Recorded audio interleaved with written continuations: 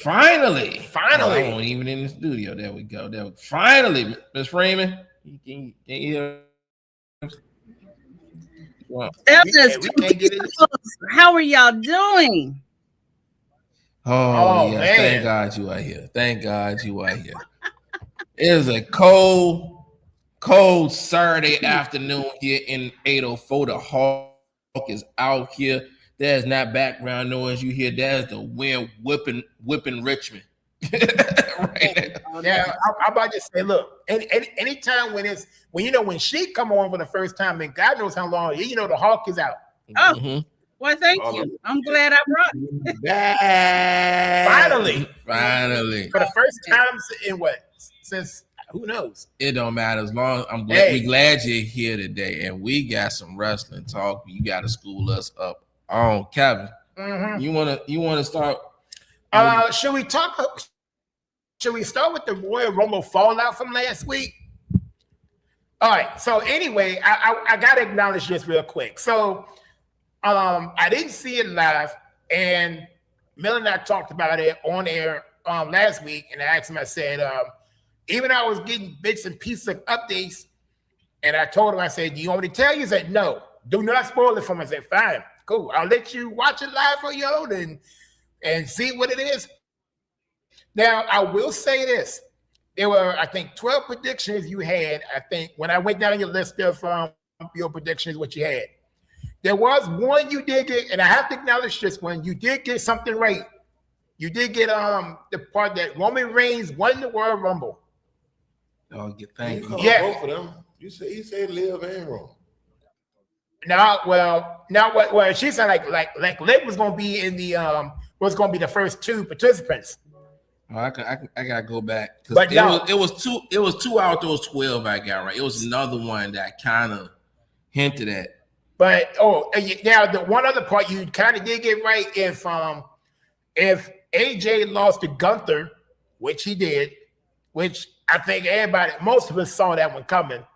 Yeah, but I got part of that right. You got part of that one right, but you thought Sammy was going to beat Drew. Now, right. I think what's going to happen is I think he is going to win eventually, but I knew he wasn't going to. They're not going to let Drew drop the belt this quick.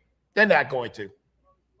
But he did get half of the other one right with the AJ and Gunther part. Now, I don't remember what the other ones he had. Oh, I got it right now. Number one, I said Mills Road Roman predictions in no particular order. Number one, Braun Breaker and Cody Rhodes was the first two entrants. All right, he did get Braun right. You did get that. Number two, Chris Jericho returns and gets the Chris Jericho return will get the biggest pop. Yeah, that was a part that kind of that was an epic fail because Chris Jericho didn't even show up. No, he wasn't even. But and I couldn't blame you for that one because a lot of people did say that he was going to show up. Yeah, and I was expecting it too. Yeah, I was expecting it too, but needless to say, I'm thinking, are you serious? But no. Go ahead and read the rest of them. Number three, Femi will have the most single eliminations. He was tied. Okay, now how many eliminations did he have? 5. Okay. He had 5, Roman had 5, and Lash Legend had 5. Oh, all right. That part I wasn't sure how that one was going to end, but yeah, so I get that one. So number 4, another epic fade, Miss Parker. Miss Parker. I thought Miss Parker was going to get that call up. I thought she was going to be in it, but she didn't make it. No. Oh man. Okay. Yes. So I had to take that one on the chin. Number 5, AJ loses to Gunther. Then Sammy will beat Drew. All right. Number 6, Jade will retain. I did call that one. Yeah. Now, was she even in the match? So no, it wasn't. So I was kind of right. No, that was another epic fail. Well, now I mean, because I only that was one of those. I thought she had a match on the card. I couldn't remember if she did, but then I don't remember seeing it. But either way you look at it, you can flip a coin in this one because technically you were right. because she still kept the belt. But even though I don't remember even if she had a match. No, she didn't have a match. Oh well. No. I can't blame you for Number that 7. one. I don't know about this one. Mhm. Kevin Harris will lose his about 3 times. I got the over under 2.5. Well, okay. Now, so how many times did you lose your? Actually, it was on the underside because to me, in order for me to lose my, you know what, I would have to actually watch it live in real time. You know what I'm saying? If we was over at the crib and we all watching it together, commentary, shooting the breeze, whatever, and we saw something crazy, yeah, but it would have been under actually. If I really didn't lose because again, the key thing about it was it started at 2:00. Yeah. So it was actually way under because if it would have started like at 7, 8 o'clock, and if we were at your house, it would have been different. It would have been different because you would have seen my reaction. You'd be like, "Wow!" But now the one big surprise though was was it Bree showed up? Okay, that is my number 11.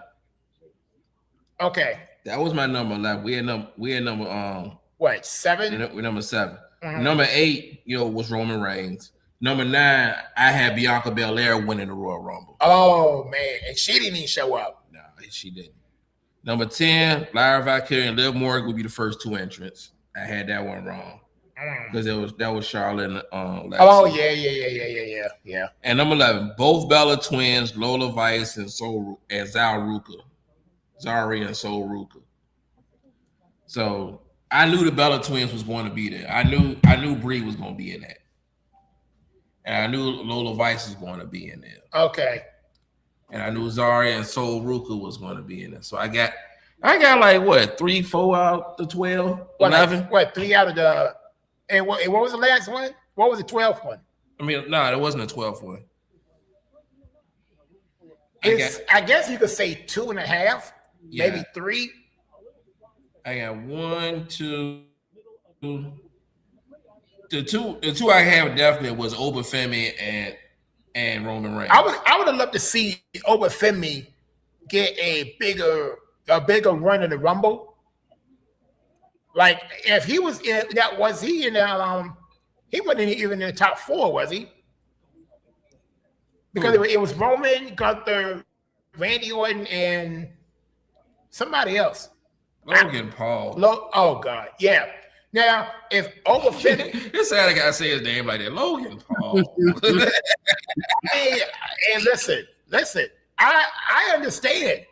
I understand because what was he doing in there? But look, it was a good film, but it was 3.5. 3.5. But I would have loved to see a bigger push, and I think it's going to happen with your boy. I call him your boy Obafemi was look, last night, Bill. He destroyed Kit Wilson in 38 seconds. It was horrible. It was beautiful. I mean, it was amazing. It was television. Now, you had people doing the overstrike. They doing the overstrike already. All right. So let me ask you this: do you think that he's gonna get a bigger push before like Braun? Look, Monday Night Raw was hilarious to me when Braun Breaker went nuclear on starting out the show. He ripped up tables. He called out Adam Pearce. And so you know what's going to happen, right?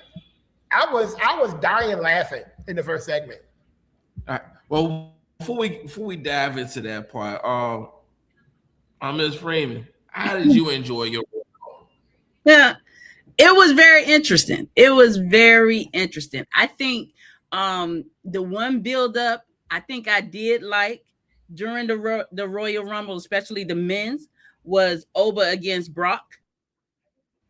Yes, that was a good one to me. I like to see that. That's a dream match. Because I think that would be a very good slobber knocker. Yes.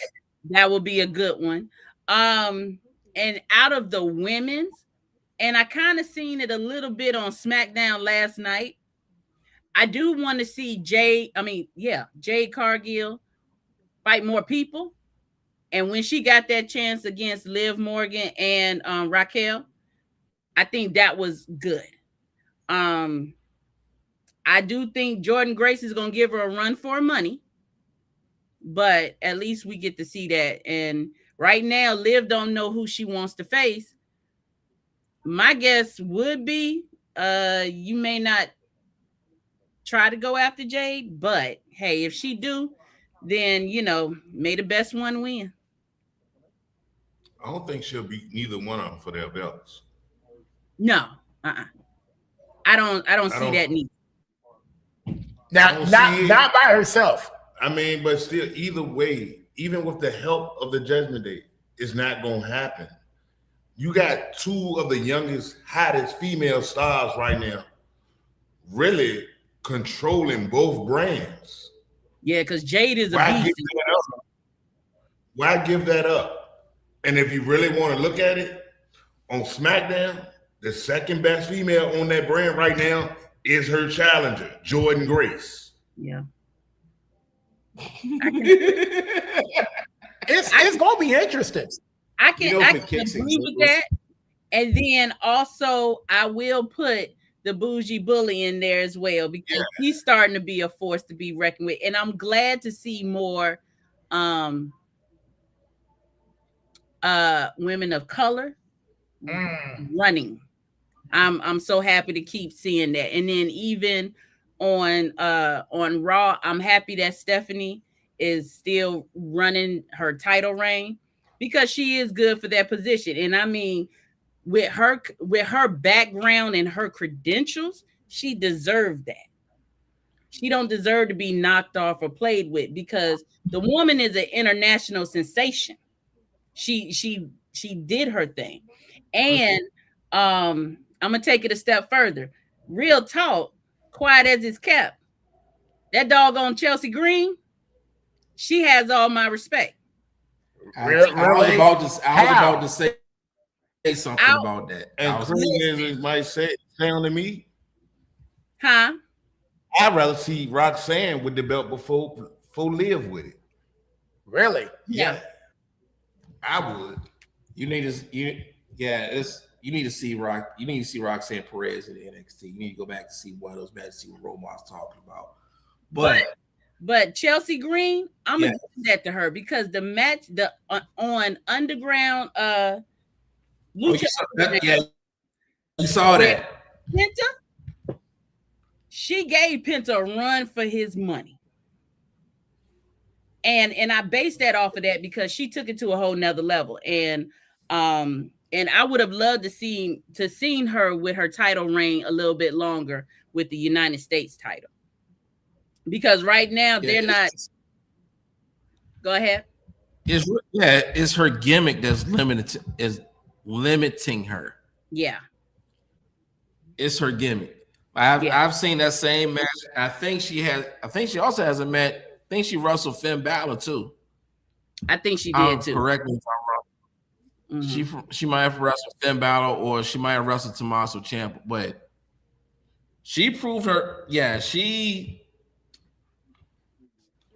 I gotta give her flowers, because to know that she has that kind of toughness and to put on the act that she's putting on right now is remarkable. Because you don't think she has that in her. Yeah, because she looked like a goofball. Exactly. That's what I'm saying, and I can't get past that. She got y'all fooled. Yeah. Chelsea Green can go in the ring, bro. Hey, I ain't gonna lie. You know who else surprised me though? Maxine. She's starting to come into her own a little bit. Maxine Dupree is. Yeah. Yeah. Yes, she is. She's starting to come into her own. Finally. Yeah. She. Yeah, I still got reservations. Hey, but she ain't a pushover no more, Kevin. You just can't blow past Maxine and think she's nothing no more. She's not allowing you to. No. You'll be living. Now, who else I want to have the same energy that she's been having on this international circuit is that doggone Natty, because she done got a new alter ego, and I'm telling you, her alter ego is like she been in UFC all her life instead of in the WWE, and she's been she's been pushing. Yeah. I mean, she's better as a heel anyway. Oh yeah. This is the problem I had. She's tried this angle once already and it failed. But who was running it when she was trying to do that? Yeah, so I got reservations about how it's gonna come out. I mean, so far so good. Don't get me wrong. Yeah. But at the same token, everything was predictable. Like as soon as she came out with Maxine Dupree for her title match, I already knew she was gonna screw her over. Oh yeah. I already knew how the match was going to You end. could tell by the backstage segment. Yeah, I already knew how it was going to end. So that's the thing about me with that. Now, one woman I was impressed with at the Royal Rumble was Kiana James. Mm-hmm. She came in number 3 with a well-rested Charlotte Flair and Alexa Bliss, and for 2.5 minutes, she gave them to the business. Mm-hmm. They could not do no double teams on. She worked them for them 2 minutes. And joining us today, we got a little Russell talk before we go into everything else. We got the Rev joining us. Rev, how are you, brother? What's going on, people? What's going on, people? Getting ready to go to a charity fundraiser for diseases, preventable diseases, and I'm gonna keep one of the keynote speakers for this event. Oh my God, Right. my God, you always outside doing something great, for the community, man. Man, look, man, God has blessed me to overcome some stuff, so I'm gonna just share what God has done for me. Amen. Amen. Hey, Amen to that. I'm on the same page with you right now, Rev. Everybody looking at me like, you sure you had a stroke a month ago? Oh wow. Mm-hmm. Yes. Oh, wait a minute. He's gone that long. Yeah. He only missed like a week or so, but see, this month we haven't really been in the studio. I mean, this is our first time since the first week of the year that all of us was together. Well, I went in the first Friday last night. Everybody seen me like,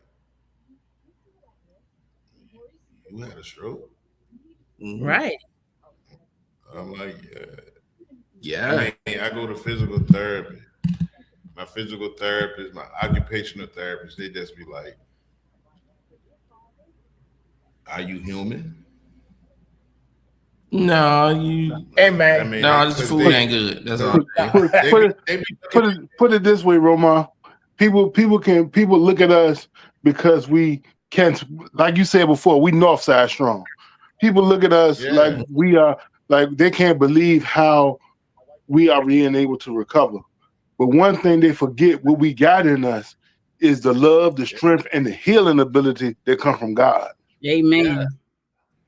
Yeah, and I tell them, I say, you know, the best information that I got from anybody when I was even in the rehab rehabilitation part of the hospital, the first physical therapist that told me, you gotta help you gotta help your brain help you. Mm-hmm.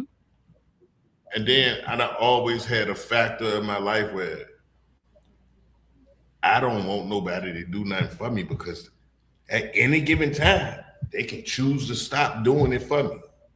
And I'm back to depending on myself. Mm-hmm. So if I can't depend on me, I can't depend on nobody. That's right. And that's how it always been. They sit in there trying to find things that, it's bad when you go to physical therapy and they trying to find things that make it hard. They trying to come up with things that they think will be hard for me to do. Mm-hmm. And I end up excelling at that when they weren't expecting it. They weren't expecting it. So like I said, you changed the narrative right off the bat. I went to the neurologist the other day. She surprised at the way that I'm talking to her about what I'm eating and how to change my eating habits. That's good. It take people a long time to even try to want to do that. I said, no, not me. Then she tell me, well, what I'm eating and how I'm eating, I'm even lowering the risk of me even having another stroke. And I ain't done nothing but a few little things. Sometimes those little things add up. So yeah. Avocados, drinking tea, turmeric tea and ginger with black pepper. Yeah. Kale with apples and blueberries, making smoothies and stuff like that. Yeah, I love it. Yeah, I love it. No salt, non-salted butter. No, just those type of things. No fried foods, bacon, everything. Yeah. Yeah, man. That's like even my physical therapist, like, you understood the assignment. I said, yeah, I gotta live. I got a grandchild. I got great nieces. I got sisters. I got a mama. I got nieces. All of them they look at me because I'm the man of the family. Yeah, I gotta be here. Yeah. All right, so continue on with the wrestle talk before we get into some other things. Reb, what was your one of your most surprise one of your surprises for the Royal Rumble? The surprise for me for the Royal Rumble was how they did Randy Orton. I would have liked to have seen Randy Orton in a big match in WrestleMania, in a huge match in WrestleMania, because they basically kind of writing Randy Orton off. He's not really on any of the promo stuff, and he's not doing the things that they're not putting him up like I think they should as a legend. And the only real big match at WrestleMania they might have for him might be against Gunther. I was thinking the same thing, that he'll be against Gunther. Now we're gonna bring this home to Monday Night Raw. Falling off from that.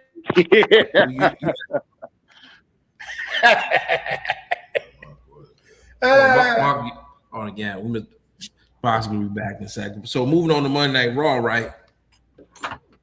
Where you want to start with that one?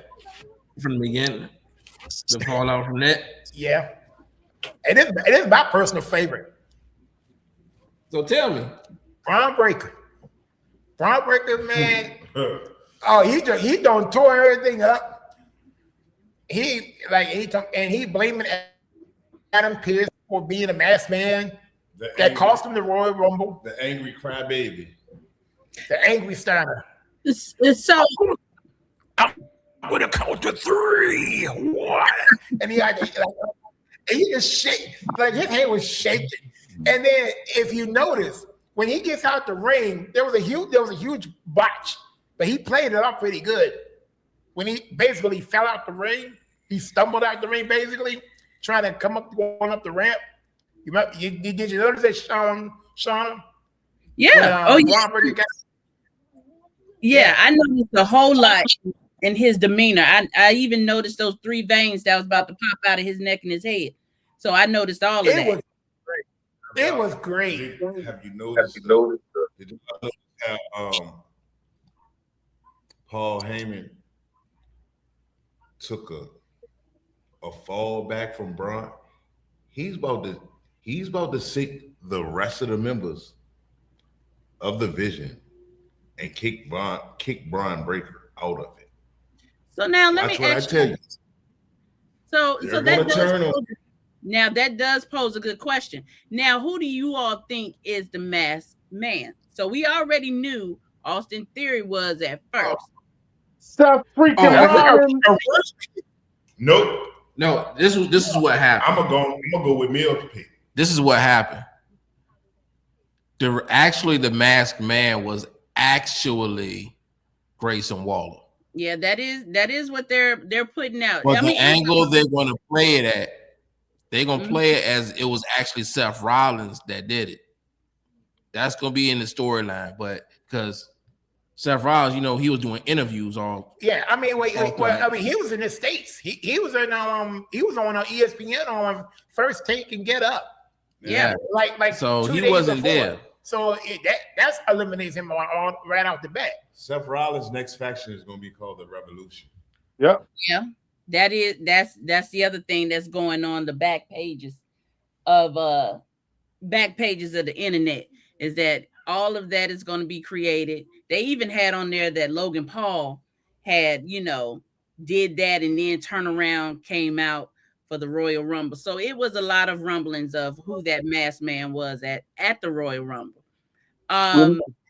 If y'all remember a few years ago when I told y'all that the pinnacle for Jey Uso was the mid-card king, he couldn't be a good champion.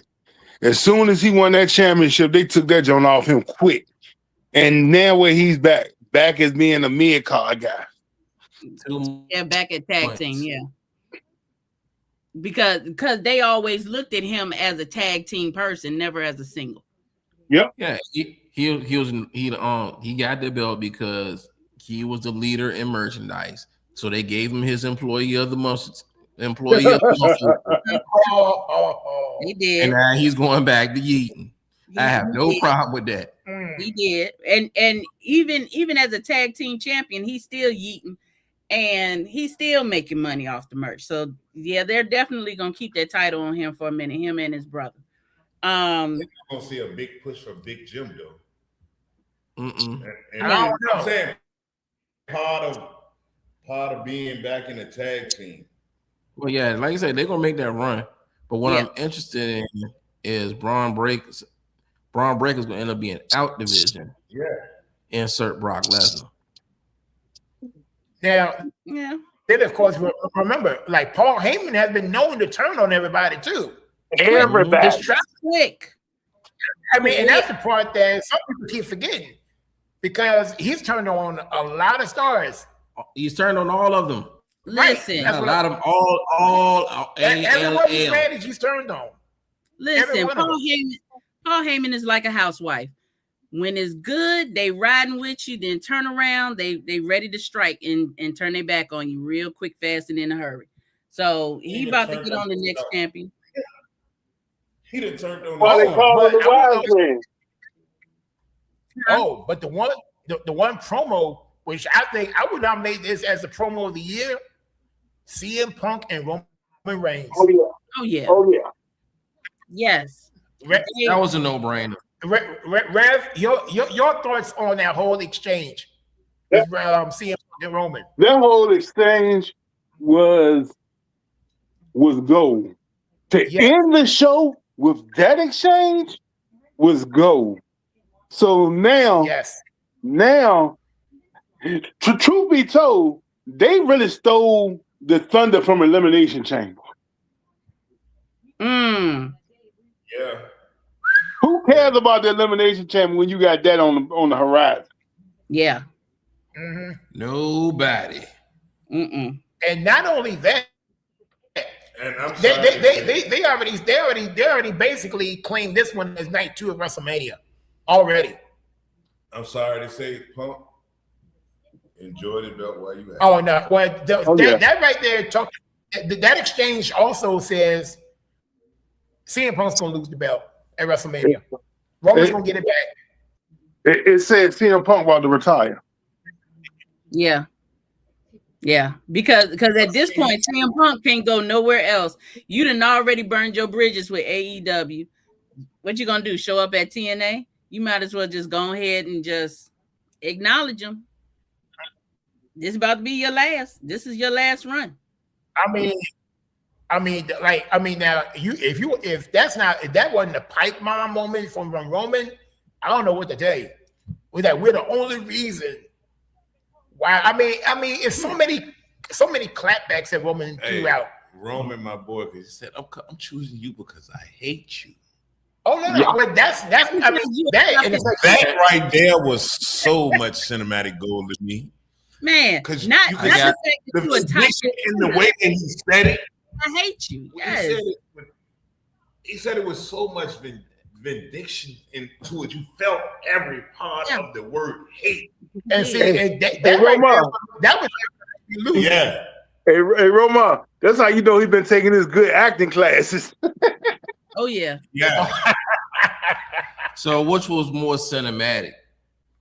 Since we're gonna transition from Raw to SmackDown. All right, which one? Was Roman saying I hate you, or Cody saying they ain't call me Raheem for nothing? Roman? Man, get out of here, man. You know what? The plumber son need to sit his high pot down on that one. This Black History Month, you would call yourself Raheem? Nah. First of all, ain't no way that we ain't never made no white kid who has a Raheem as a middle name. Cut it out. Stop it. Listen, that's Cut it how out. you been listening to the fans. From AEW named Royce Keys. They should Oh, just yeah. call him Bentley. They gave him Like the worst name what ever. kind of name? Who came up I with can't that defend idea? him on that. They should have just called him Bentley. Time should've out. just left it as Power. Now on Powerhouse's defense, it was symbolic for him to change his name to Royce Keys because one is his youngest son's name, and then Keys is his mother's maiden name, who of course had passed on. So that was kind of sentimental for him. But I would have preferred Powerhouse Hobbs. I would have preferred for him to kept that from AEW and bring that one over with him. All right, so let me ask y'all a question for real. What y'all think they gonna do with Omi Finn? I don't think they're gonna do him right though. I don't know. Oba gonna leave and become the star that he need to be at AEW. Yes, now that part I will agree with you on. Because Tommaso Ciampa, the Psycho Killer, he done went to AEW. He's already champion in 1 week. He done answered an open challenge and then won the TNA championship against Mark Briscoe. Oh yeah, and he looked good doing it, better than he did when he was at WWE. WWE is a place that kills careers too. Yeah. Is that he did more? He did more in 1 week than he did in 10 years in WWE. Yes. Let that sink in. I mean, the only thing is you can get your bread up while you're in the WWE. Oh yeah. Yeah, you can. Yeah, the money is good. I mean, yeah, that's like a big old carrot dangling in your face. Like, yeah, I got you. Cause yeah, you can get this, that, and the third. But also, you want to think about, how you're being treated. Like, I don't want to think. They gonna do to Natalya what they did to R-Truth. They novelty acts. Yeah. That's all she gonna be. She the female version of R-Truth. And who was that? Natalya. Oh yeah. Now I can't argue with that. And you do have an excellent point on that because right now, Truth ain't wrestling. They'll keep her around. But he's a comedian. But the crazy part about R-Truth, don't nobody want to see him leave. Yeah, they tried to cut him when they had to bring him back. Yeah. Oh Yeah, yeah. because all the fans support and everything. The fans got him back, got his job back. It was a lot of backlash behind that. A lot. Yeah. A lot of backlash. Definitely. It was a whole lot. All the man did was just send a tweet saying, hey, it was good. I got fired. I can go on to anything else if I wanted to. Then next thing you know it's like, boom, everything blew up. And it was like thing. He didn't get fired. No. He didn't get fired. His contract is expired. Mm-hmm. They just they were just waiting on the negotiations to come in. Yeah. Man, I hate the fact that they showing it the ins or outs of the wrestling business now. Like, I don't know what Triple H is thinking about, but he's killing wrestling. He's thinking about money. He's thinking about a paycheck. Yeah. He ain't thinking about the mystique. What y'all think about Shane going over to AEW? I believe it when I see it. Well, yeah, that's one. Yeah. I You believe when I have see to it see him because walk in the door. Do I think that'll be a good move? Absolutely. Because all that's going to do is just remind you of WCW, ECW, Eric Bischoff. and WWE. Yeah. That's it. The Monday Night Wars. I don't think it'll be a good move. It'll get I get the nostalgia part, but I think the nostalgia of it, like you said, the Monday Night Wars, I think that's gonna get stale real quick. Yeah, but or either it may be a good thing too, as far as you know, the in better promotions, in better presentation, so to speak. I think that will be a good asset to help AEW get bigger. But as far as trying to acquire them, I don't think Shane is going to do that. No, because I think Shane is loyal to WWE to the soil, so he's not going to try to inquire that. But do I think that he will definitely be able to put his 2 cents in? Absolutely. Because people don't forget who his dad. Don't forget who his daddy is. That too. His dad try to acquire every piece that he can get. Yeah, since he already out of WWE anyway. He already done. He said he was coming up with his own new wrestling circuit. Mm-hmm. I believe that when I see that. Yeah. It's He just did too many people dirty. What they talking about pulling off ain't easy. It ain't easy at all. No, that is definitely going to take a lot of work. Especially with the streaming services and the rights and the way the company was ran before, there's no way they can run it like they used to before.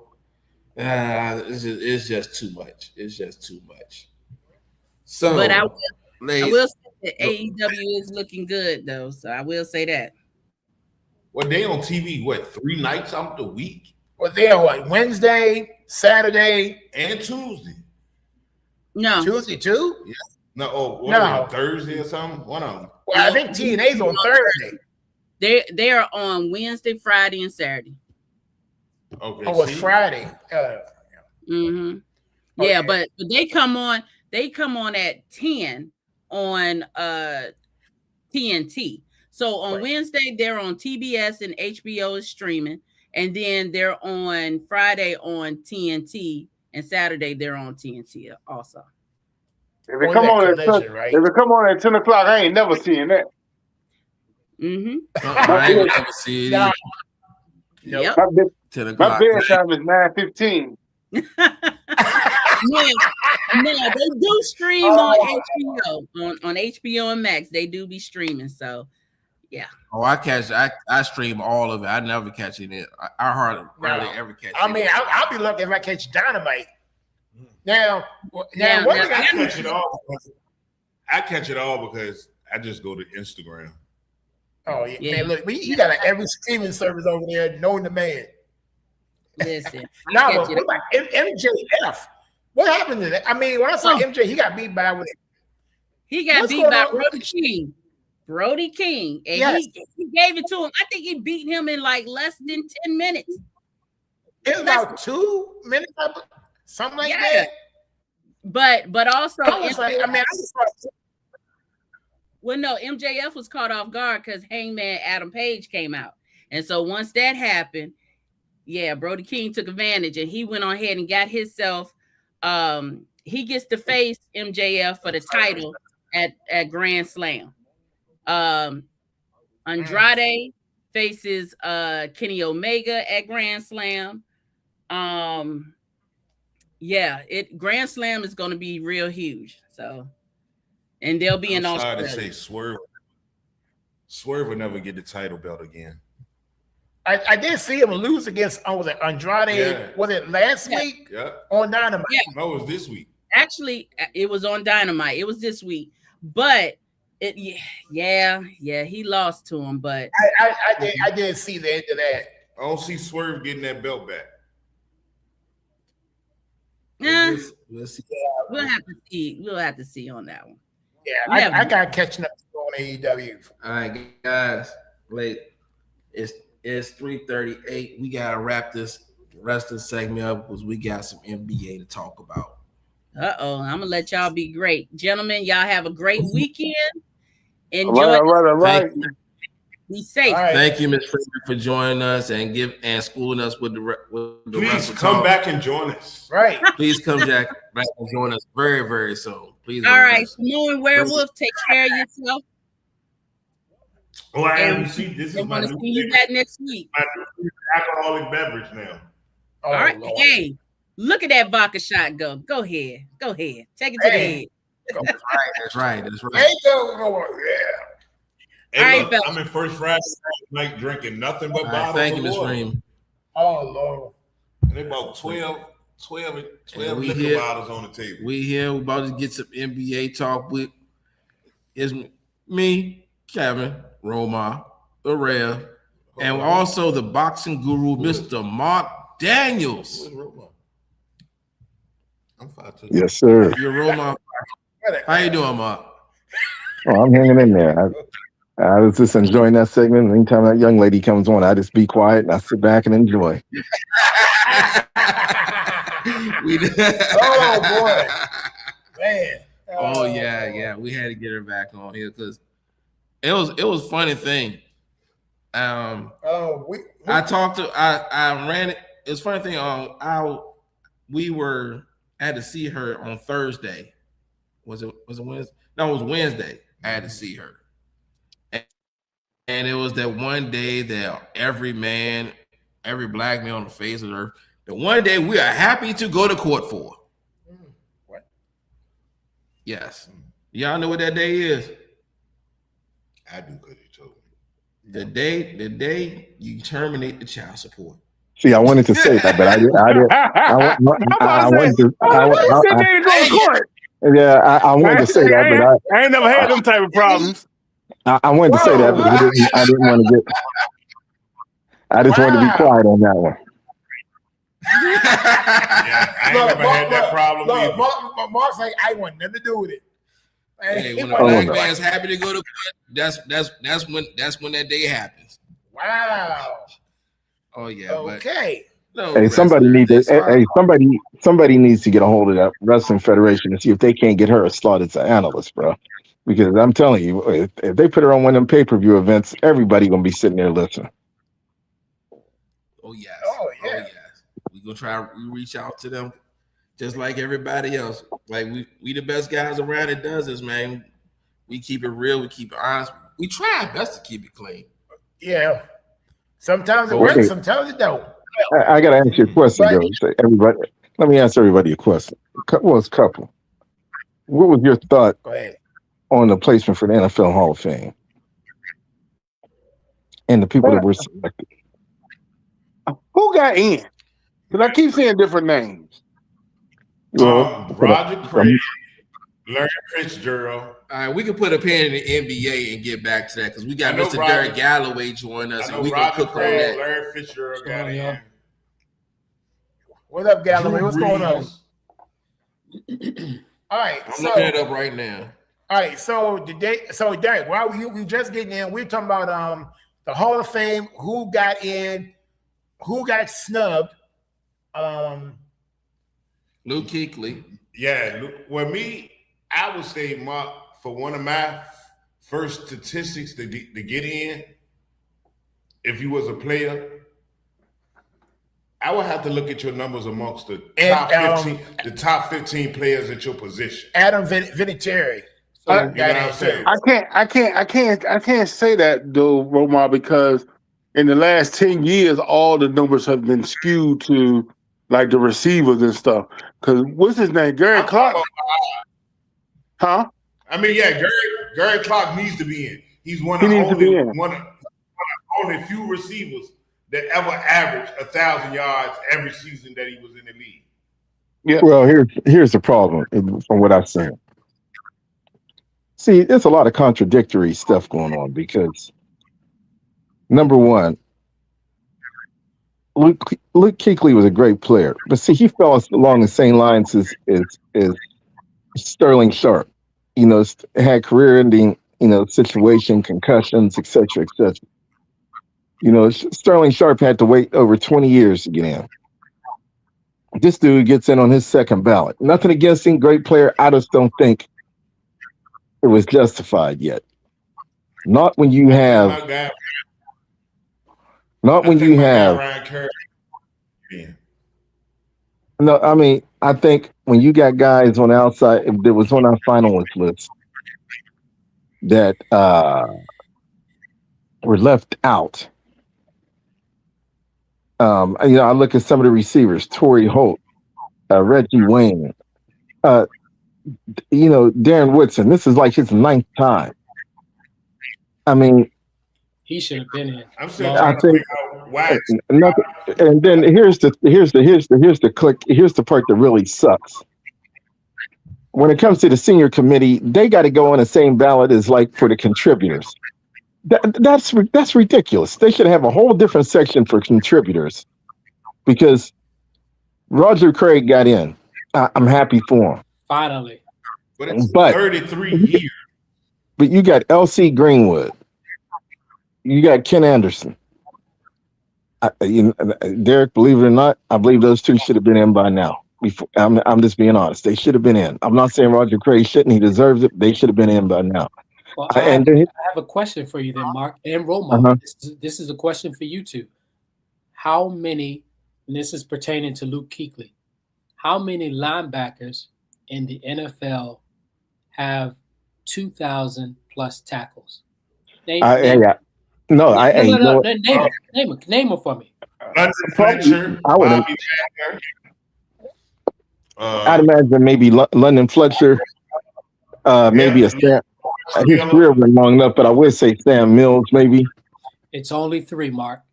It's Ray Lewis, mm-hmm. London Fletcher, and just recently, Bobby Wagner. Then let me ask you a question, Derek. Okay.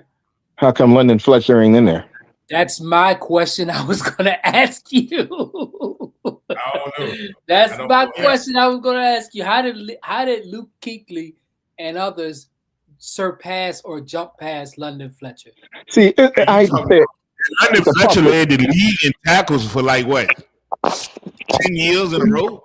But the point I'm trying to make, real quick, and I'll let you spit this out, Mark. The point I'm trying to make is in those 16 years that London Fletcher played, he did not miss one game in his career. Now, he was also undersized. Right. And we look at that, what is it called? The Iron Man. We give a lot of props to Brett Favre for being an AC Iron Man. Green. AC Green. Yeah, and what's the baseball player? Cal Ripken. Cal Ripken, right? We put them on a pedestal when it's Iron Man time, but when it comes to him, for some reason, especially at a position that takes a lot of physicality, it's overlooked. And this guy, if you put their stats up, Kevin, if you could put their stats up side by side, Ray Lewis and London Fletcher, I guarantee you they're equal.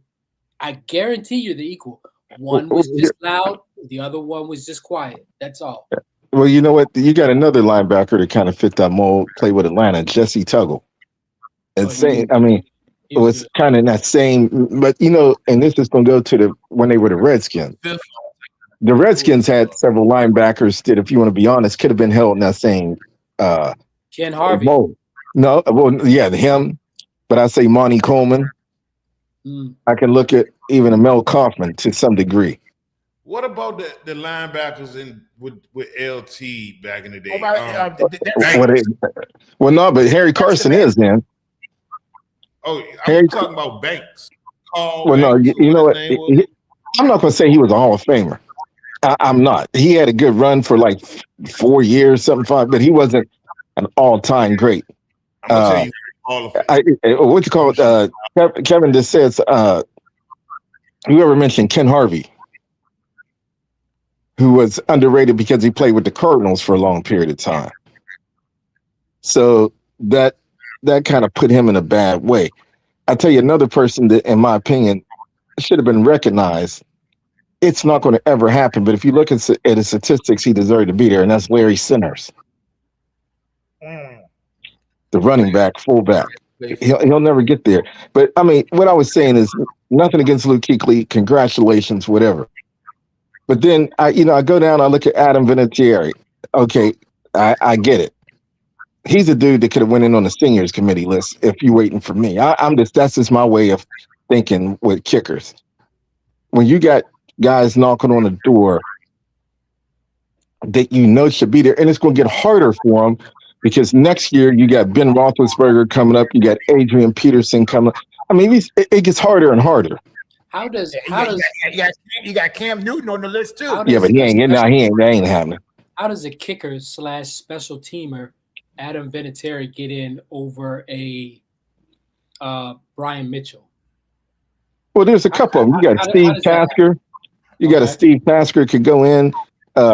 You got Mel Gray from the Lions, who was a hell of a special teamer. Mm-hmm. I mean, they don't get the recognition by any means. Do they get the recognition? I mean, I understand he had some great moments as a kicker, but if you look at what he did statistically, then he's no better than Justin Tucker. And people don't believe that. The human highlight Dante Hall ain't got a nod yet. Nah, he ain't gonna get it. I mean, he may get looks for it now that Devin Hester's in, but getting in may be a lot tougher than they originally thought it was. You know what? I'll be honest with you. The only other special teamer at this point Brian Mitchell that I could see getting in, I mean, anytime soon, and it's an old school dude, might be Billy White Shoes Johnson. I don't think you're going to see. Devin Hester was an exception to the rule. He's the only special teamer I know that's ever made it. So that lets you know how often that happens. Yeah, but if you're the guy that's only one person leads you in all-purpose yards, if you're second to Jerry Rice, who is the all-time leader in total yards, and your name is Brian Mitchell, I'm talking about catching, receiving, running, passing. He's second all-time in the NFL. I'm not saying he doesn't deserve it. See, this NFL Hall of Fame is full of it because. Because I'm not trying to be funny. I understand. How can I put it? You look at the coaches. Now, Mike Holmgren was a finalist last year, but didn't get a sniff this year. I mean, how does that work? I mean, you got Bill Belichick, but there's no way you don't tell me he don't go in on the first ballot. I mean, to be honest with you, if the league had any sense, the players would say, you know what? We ain't even showing up for this year's Hall of Fame. Because this is BS. Well, let me ask you this then. Is it similar to what's happening in baseball with how they're trying to punish, the Clemens, the Bonds, and the Sosas, and so forth, what they're doing to New England with, what is it, the Deflategate and the Spygate type thing? Well, then here's my question. If it is, does that apply also to Brady in another year or two? I was going to ask you that. If that's going to be the case, then does Tom Brady does he get docked that first year? Because I'm going to be honest with you. Another one that was kind of strange to me is, and I'm not saying he's not a Hall of Famer, but how does Larry Fitzgerald get in as a first-time ballot but not T.O.? Well, here's the thing. I'm gonna be honest with you. Larry Fitzgerald was the truth. And didn't get in any trouble. But here's the difference. Here was the difference. Lawrence Taylor got in trouble. Yeah, but hold up. But here's the difference. This dude was with the same team his whole career. Did things in the community. Was up for the NFL Man of the Year award, et cetera, et cetera. I agree with you. There's no way you're gonna tell me at the time, number 2 all time. You know what? In my opinion, only one. Outside of Jerry Rice, only one other receiver I would have taken over T.O., and that was Randy Moss. Yeah. There's no way that dude does not get in on the first ballot. It was all about sticking it to him. They did the same thing to Chris Carter. You got to remember, Chris Carter didn't get in on his first one. Michael Irvin didn't get in on his first one. I'll give you an even better name. Remember this guy named Art Monk who didn't get in on the first 3-4 attempts. I mean, hold on, it took Art Monk over 20-something years. Yeah. And when he retired, Mark, wasn't he the all-time leader? Well, I tell you what, there was a dude that wasn't too far behind him that he just got in with for the last 2 years, and that was Harold Carmichael. They came from the Philadelphia Eagles. I remember. I mean, they also got a receiver that probably won't get a sniff that was just as good was Mike Quick. They also had a quarterback there, and they actually had two that gets no mention, in Donovan McNabb and Randall Cunningham. As much as I loved Randall, there's one thing Donovan McNabb did do that Randall didn't, and that was get him to a Super Bowl. I mean, you got so many different angles there to what you're working with. The running back that the Eagles had, Brian, what was that dude's name? He was bad. He probably won't get a sniff. Well, Keith no, you talking about Keith Byers. No, the little running back they had. No, is he the one that coaches now? Darren Sproles. No, his name should be considered. But who was that? Brian Westbrook. Oh, yeah. Yeah, now, yes, Darren Sproles should be considered. I'm not saying I ain't saying everybody gets in. But what I'm saying is, number one, you got to make it better than when only 4 people getting in at a time. That ain't working. Didn't Ricky Waters the running back in Philly at one time? Hey, man, you know what? I'll tell you what, that brother didn't get ostracized too. You also get my man, the running back that was the last running back that they had, McCoy. Shady. See, it's a bunch of BS. I think his Buffalo years are going to be held against him, man. To be honest with you. You think so? I think he so. had good years in Buffalo, though. He had his last 2 were not that great. I mean, and KC as well. Wasn't he in KC? Well, he was a healthy scratch in KC. At the Super Bowl. In KC. He had a ring. He was a healthy scratch. That's all right, but he got a ring. See, I don't count the last year or 2 of their careers. I just don't.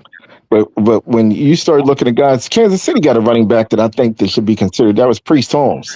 Yes. See, I love Priest Holmes. He was nice. Yeah. Nice. Hey, what about Larry Johnson? Nah, man, he only had 2 or 3 years and he lost his mind. So I mean, that ain't gonna work. No, you can't. I mean, they ran him in the ground, Mark. They gave that man like over 400 carries in one season. They wore him out. They did that to DeMarco Murray too. Yeah, true. Yeah. I mean, I think that they got to start looking at categories differently, because you can have guys that were great. Gale Sayers was tremendous, but I think he only played 6 years, 6 or 7 years, something like that. But he the same thing with Terrell Davis, right? Yeah, but like I said, and with running backs, it's got to be a different circumstance, because their lifespan is not going to be as long. Not now. The years of seeing that Jim Brown take running back, O.J. Simpson, Emmitt Smith, Wilbert Montgomery, and Tony Dorsett, that ain't happening no more. These dudes ain't playing 10 and 12 years. Your Franco Harris type running back. They get a new lease on life now, because they can do more than one thing, which is they can catch out the backfield now and stay on the field longer. Instead of having to sub in your third down back or your scat back. You got everybody's looking for the Jahmyr Gibbs / Christian McCaffrey now. So it kind of gives new life to the running backs a little bit. Does their lifespan increase? Probably not, but it gives them an ability to make more money, have more opportunity to get the ball more stats, more yards. You say that they can give them a chance to make more money. You're just talking about maybe 2 years removed where the running back value was nothing. Right. When I'm saying, I'll be honest with you. Now, as compared to a couple of years, everybody. Yeah, but to be honest with you, Romar, it really still ain't worth too much. And I'm not saying that in no bad way. It's not.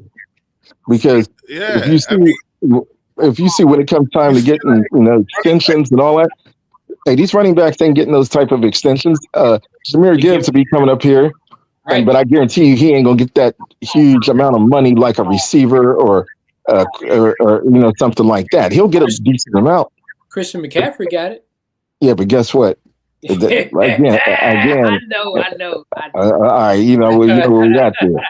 You know, Name another running back can do everything that Christian McCaffrey does do. We just named a couple. He's of 1-on-1. No, Christian McCaffrey is 1-on-1. So you telling me that he you led rather his have team in rushing and receiving yards. You would rather have Christian McCaffrey over Jahmyr Gibbs? Is that what you're telling me? Yep. No, I'm gonna be honest with you on that one. If I got to pick the two and they healthy, yeah, I'm taking McCaffrey. Not I said the cat. I wouldn't. Well, Christian McCaffrey can't stay healthy to me. No, you said I said if they have it, if they both healthy. Oh, okay. All right. So let me say this about the Hall of Fame. And I'm looking at the list of all-time running back top 25, and I gotta put this out there. If your resume is already better than those that are already in the Hall of Fame, then why are they voting on it? I feel like why are they voting on it? Yeah, like for instance, Gary Clark, all these guys you name, these Gary Clark, Priest Holmes, all these guys that you Gary named. Clark is a wide receiver. He ain't a running back. Listen to me. Okay. Thank you. All these guys that you name, that are deserving of this hall, they're deserving of this call. If their resume is already better than someone who's already in the Hall of Fame, then it shouldn't be a vote. When the eligibility is there, they should just automatically walk in. That's the problem I have with the Hall of Fame. Because until that changes, these conversations will never end. I agree with you on that, but the only rebuttal I could see them in a perfect world, maybe. Hold on. Let Galloway cook. I can't listen to both of y'all at the same time. Right. What you say, Galloway? The only rebuttal I could see them saying is, we don't want it to turn into a situation where it's not the Hall of Fame, but like Dion was saying a couple of years ago, we don't want it to be the Hall of Very Good, So I think that's one of the reasons why they put a cap on it as far as numbers of entries per year. Maybe they could split the hall up and do like tier level, tier 1, tier 2, and tier 3 of who's in the Hall of Fame. Maybe they could do that by standard, like, how you do like gold, silver, and bronze. I don't know, but I agree with you. If your numbers are better than the people of your position already in there, you should be walking in, skipping in, instead of having to vote for it.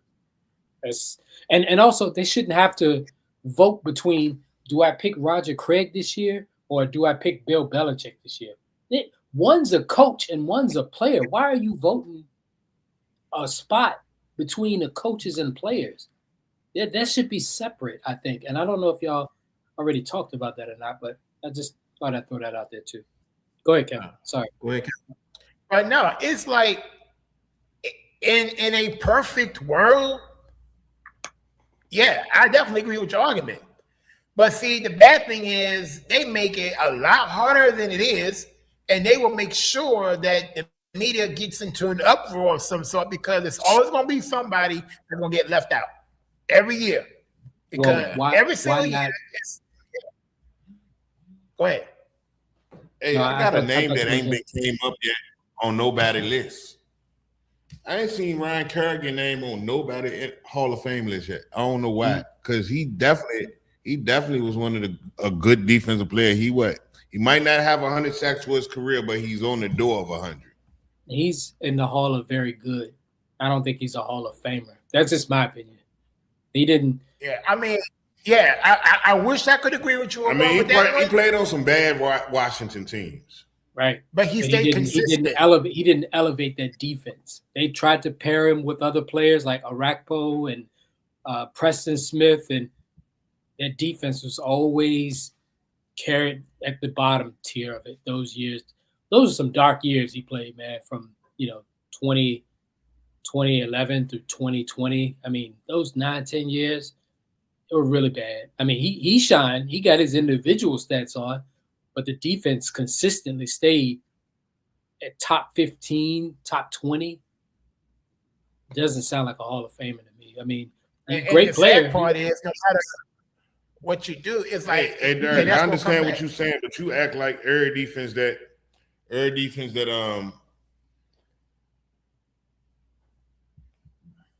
on what my dude Ryan Kerrigan. No,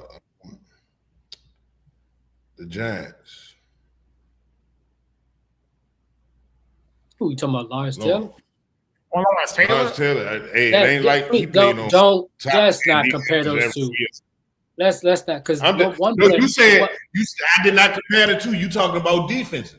You brought his name up, so it sounds like you comparing the two. What I'm saying is, one person changed the position. Top 10 defenses this whole time with the New York Giants. But he changed the position. That's a difference. He won Defensive Player of the Year. What, once, twice? How many times did Ryan Kerrigan win that? In the Hall of Fame, it's based on your numbers, right? Ryan Kerrigan got enough numbers, good numbers that he should get in too. Let me say this. Ryan Kerrigan wasn't. It ain't so many people that got 100 sacks in their career. Ryan Kerrigan wasn't the reason why the left tackle gets paid now. Ryan Kerrigan isn't the reason why they created move tight ends now, 8 hybrid tight ends. Ryan Kerrigan isn't why they make running backs that have to be able to learn how to pass block. All of that was because of LT, dude. I mean, I hear what you're saying with Ryan Kerrigan. He's on my team. I love him. I do. But again, I feel like he's more of a Hall of Very Good, not Hall of Fame. You know what I mean? And you may not want to hear this, but there's a few other Redskins that I feel like fall in that category as well, unfortunately. Hall of Very Good. Such as? And get your no, I'm not putting out names. You're trying to set me up. I want to hear names myself. Okay. Go ahead. Okay. All right. I'll put some names behind it. My opinion, I don't think Orakpo is a Hall of Famer. I don't think Money. I'm not talking about your opinion. I'm talking about a lot of Redskin fans think he's very good enough to be in there. A lot of Redskin fans do. Another one, Monty Coleman. I heard that name earlier. I don't believe he was. He wasn't a starter. He was a nickel linebacker. He wasn't a starter. Neil Okowitz, not a Hall of Famer. God damn, the other one's on the tip of my tongue. Joe Jacoby, I think he's on the fringe. He should possibly be there. Maybe, maybe not. He had the daunting task of blocking LT most times. And if LT says he belongs in, so be it. So be it. You know, I mean, there's a few others. What you talking about? One of the greatest offensive lines in NFL history. He was part of the Hogs. Again, I mean, he's on the cusp. I think he should possibly be there. Yeah, I agree. But slam dunk Hall of Famer. Listen to me. The one thing that's going to keep Ryan Kerrigan out of the Hall of Fame is his number of tackles. He's had a long, lengthy career, close to 10 years. The sack number is there, but he doesn't have, for his career, he don't have a whole lot of tackles. And that's kind of the impact. He's only a sack expert. He did sacks. Doesn't change the game really. I mean, you didn't have to triple or block him or chip him or slide your offense towards your line towards him. I mean, you just threw you feel like a strong tackle at him. Yeah, check this out for context. LT has 1,088 career tackles, 142 sacks. Fumble covers, interceptions, yeah, I get all that. Ryan Kerrigan don't even have 500 tackles, but he got 98 sacks. Just for context. I mean, I think LT's played a couple more seasons than that, but y'all get what I get what you're saying. Yeah. So that's I believe the tackles is the one thing that's going to hold Ryan Kerrigan out. But I will say this about Ryan Kerrigan. He was in a hellified draft class. That 2011 draft class with JJ and Von Miller, with other pass rushers like that, Cam Newton. That draft class was special. You may see a lot of Hall of Famers from that draft class. Yeah, I think Cam will get there. That's gonna be interesting. Yeah, I think Cam getting that nod. Yeah, I think he'll get that call. That's a coin flip. You know what? Damn. That's a coin flip. He's gonna be. It's gonna be real close, and I say that because for a stretch, I say from the time he came in the league until about 2 years after that Super Bowl he was in, may have been one of the best top 5 in football.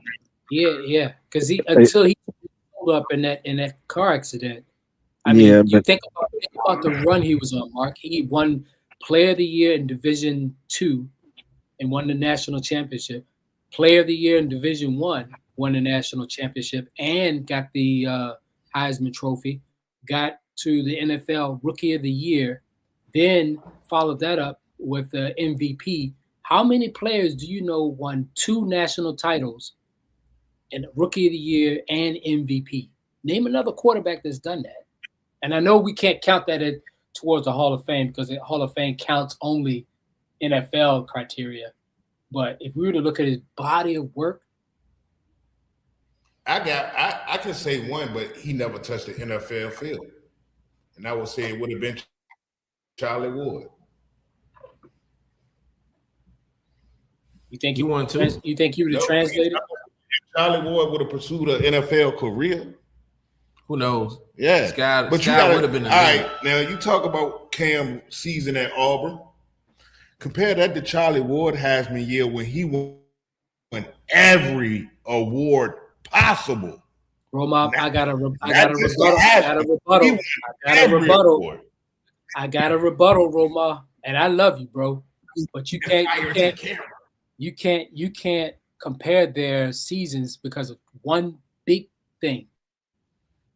Who did Cam Newton have around him on offense to help him versus who Charlie Ward had on offense at Florida State to help him?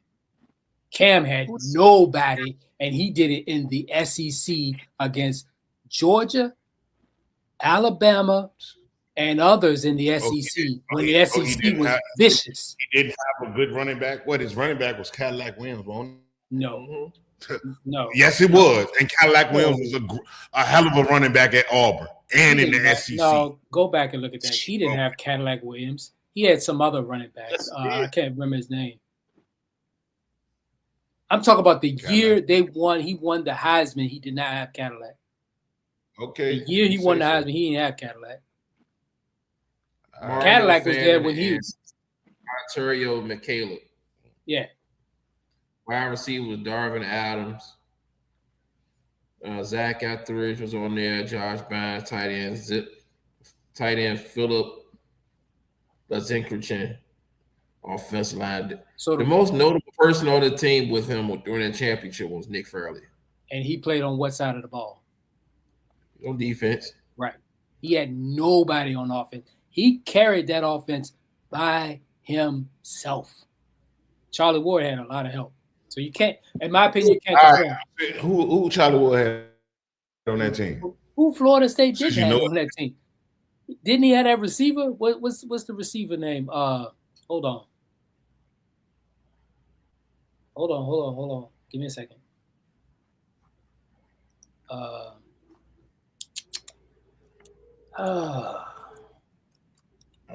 Give me a second. He got to come with these things. He had 30 touchdowns and 58.54 yards when he was in Auburn. And that's in the 2010 season.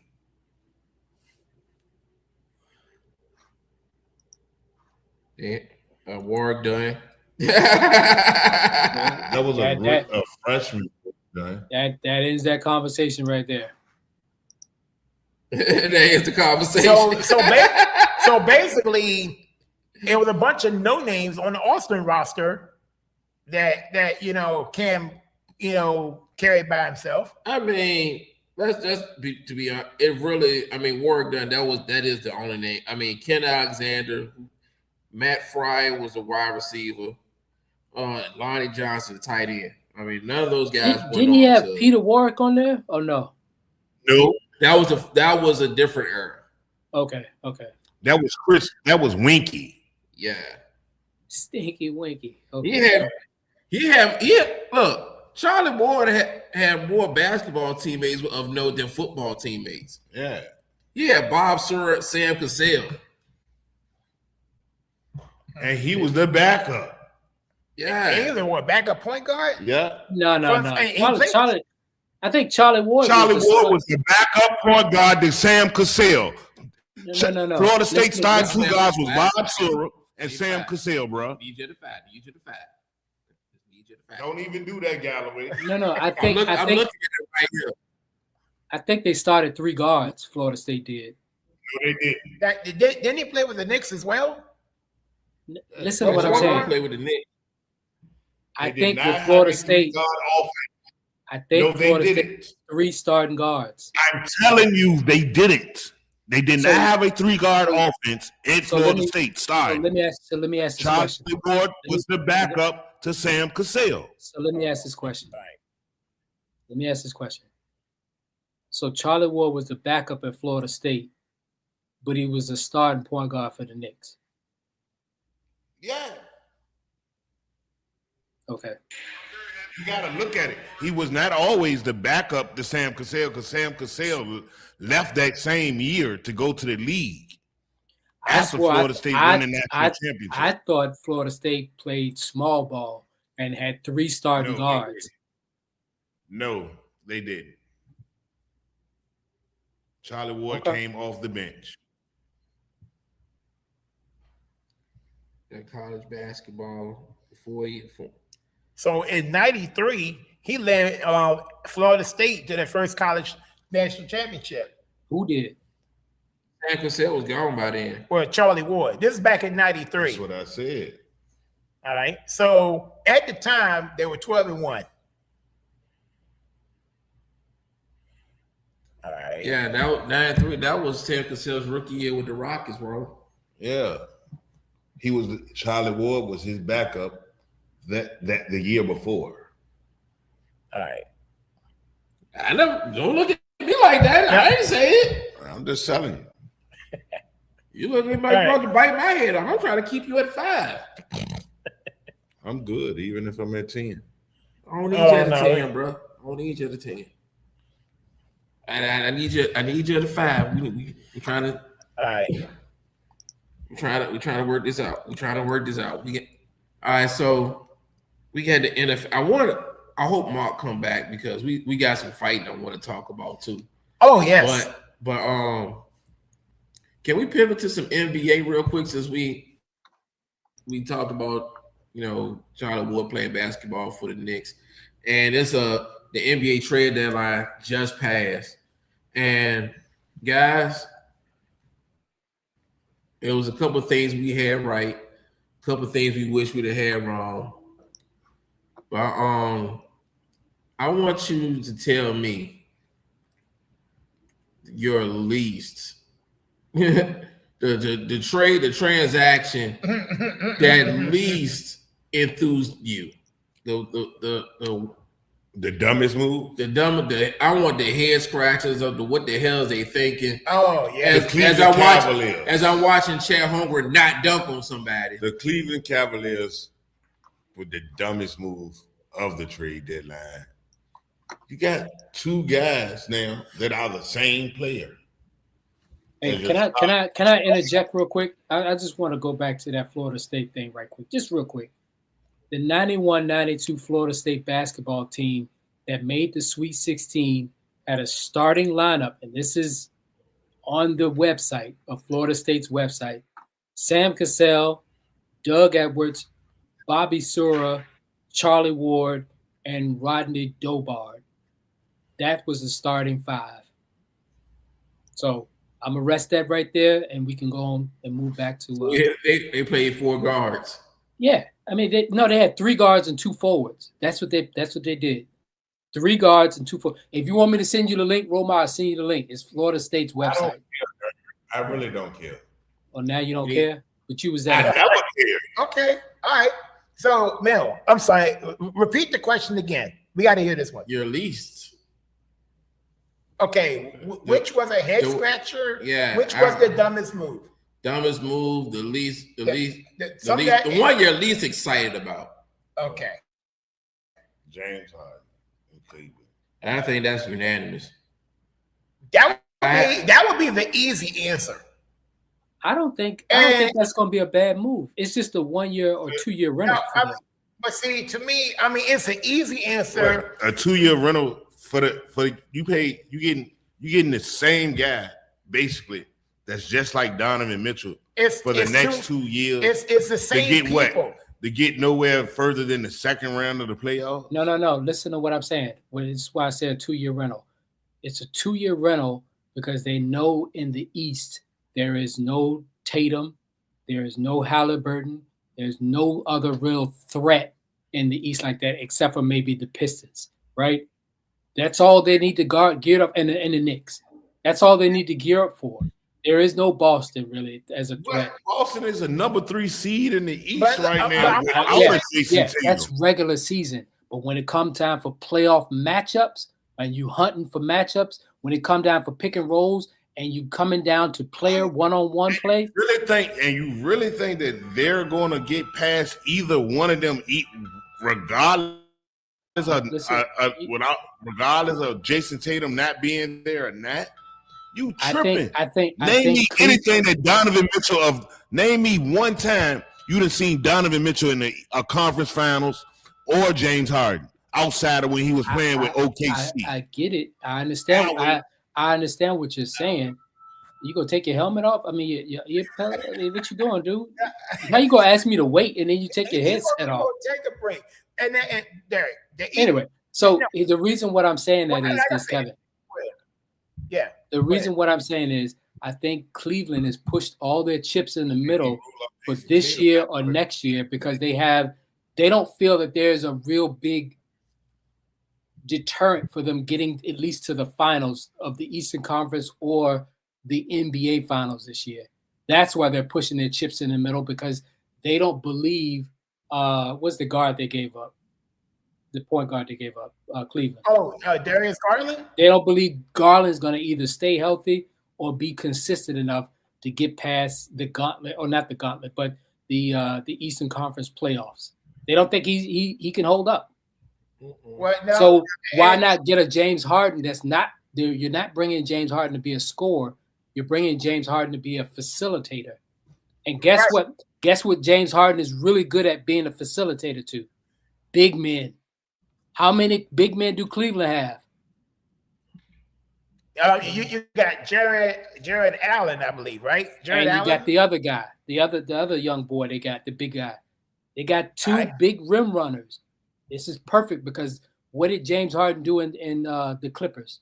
Choking the playoffs. Here's where the issue lies in. Now, my issue with this, and as we have seen, and we have discussed this over and over and over again, the regular season, he's great. Everything that he said is spot on. The facilitator, yes. He'll get you the ball and whatnot. They are talking about, this is the new big three between him, Mitchell, and Evan Mobley. My problem is he disappears in the big games. If you're not involved in game 6 or 7, you may have a chance. But the problem is every team he's been on, he seems to quit on them at the worst possible time. Think of it this way. I agree. He does. He's. I'm not saying. But you're looking at it from a point where he was the number one option. He's not that anymore, right? You think Cleveland's going to make him the number one option? No. Cleveland's looking for him to be a facilitator, not a scorer. Well, yeah, and that's true. Now, but the other issue, and Romo has brought this home numerous times, and with my other issue is what did you say? Donovan Mitchell he's been 0-8 when getting past the second round. And on paper, yeah, it looks attractive. You may think it might move the needle, I'm not entirely convinced. Hey, I watched Donovan Mitchell and Utah have the #1 team in the West for a couple of years and never done nothing past the second round. What help did he have? What help did he have in I done seen him with the help in Cleveland over the last couple of years and done nothing. And not got past the second round. To your point. Remember last year we talked about it. We sat up here and talked about this, how he had Garland was his running mate. Hey, look, But hell, now Donovan hell, Mitchell James Harden got Kawhi and Paul George and didn't get past the second round. Hey, let me ask you a Yeah, question. Kevin, Mill, Yes. how many players in the playoffs last year for Cleveland actually played with Donovan Mitchell? What did they have like 4 or 5 starters hurt? Here we go. You always got to look at some injury. What about it when they had a healthy team when he first got there and he still didn't get past? I'm talking about when they had the second #1 round. seed and they were supposed to get there. All of a sudden, everybody hurt. Am I wrong? And see, and the bad thing is when you get hurt at the worst possible time, the script gets entirely flipped. Entirely. Now, last year, we can't entirely blame it on Donovan because he actually carried the load. But the narrative has always been that, we gonna always find ways to blame him because he's the leader of the team. And people are talking about, where's Donovan City now? Blah, blah, But blah. I'm not disagreeing with you and Roma on that at all. You're right. Right. James Harden does disappear in the playoffs. Has been his he whole does. career. Same Yes. way. Same with Mitchell. Same with like Roma was saying about Caleb Williams. He doesn't win in the big games or any of that. I agree with Right. that. What I'm saying Right. to you is that what do you expect Cleveland to do? Just play the status quo and keep doing it, or try to make a change and see if they can go further? Especially this year when there's not a physically dominant team like a OKC in the East. Hey, give yourself a chance. Try. Yeah. That's what I'm saying. It's a rental. They're not keeping Harden forever. It's just what this year or maybe next year. They try it, and if it don't work, move on. But yeah, and the average lifespan of Harden staying at a team is 2 years. If you think about it, because he has been on 6 teams already. We can go back from where did he start? Mill. He started OKC. Mm-hmm. Then he went to Houston. All right. Then he bounced to where? The Jets. The Jets. The Uh, Nets. Brooklyn. The Nets. Then from Brooklyn to Philly. All right. And then from Philly to the Clippers. And now I think he forced his way out of all of those situations, didn't he? Didn't he force his way out? Yeah. Yep. And how ironic how none of those teams he's been on lasted more than a couple years. Now he More really had times than not. a good shot that one year against that with Chris Paul till Chris Paul's hamstring went out. That's one year they really could have made a difference.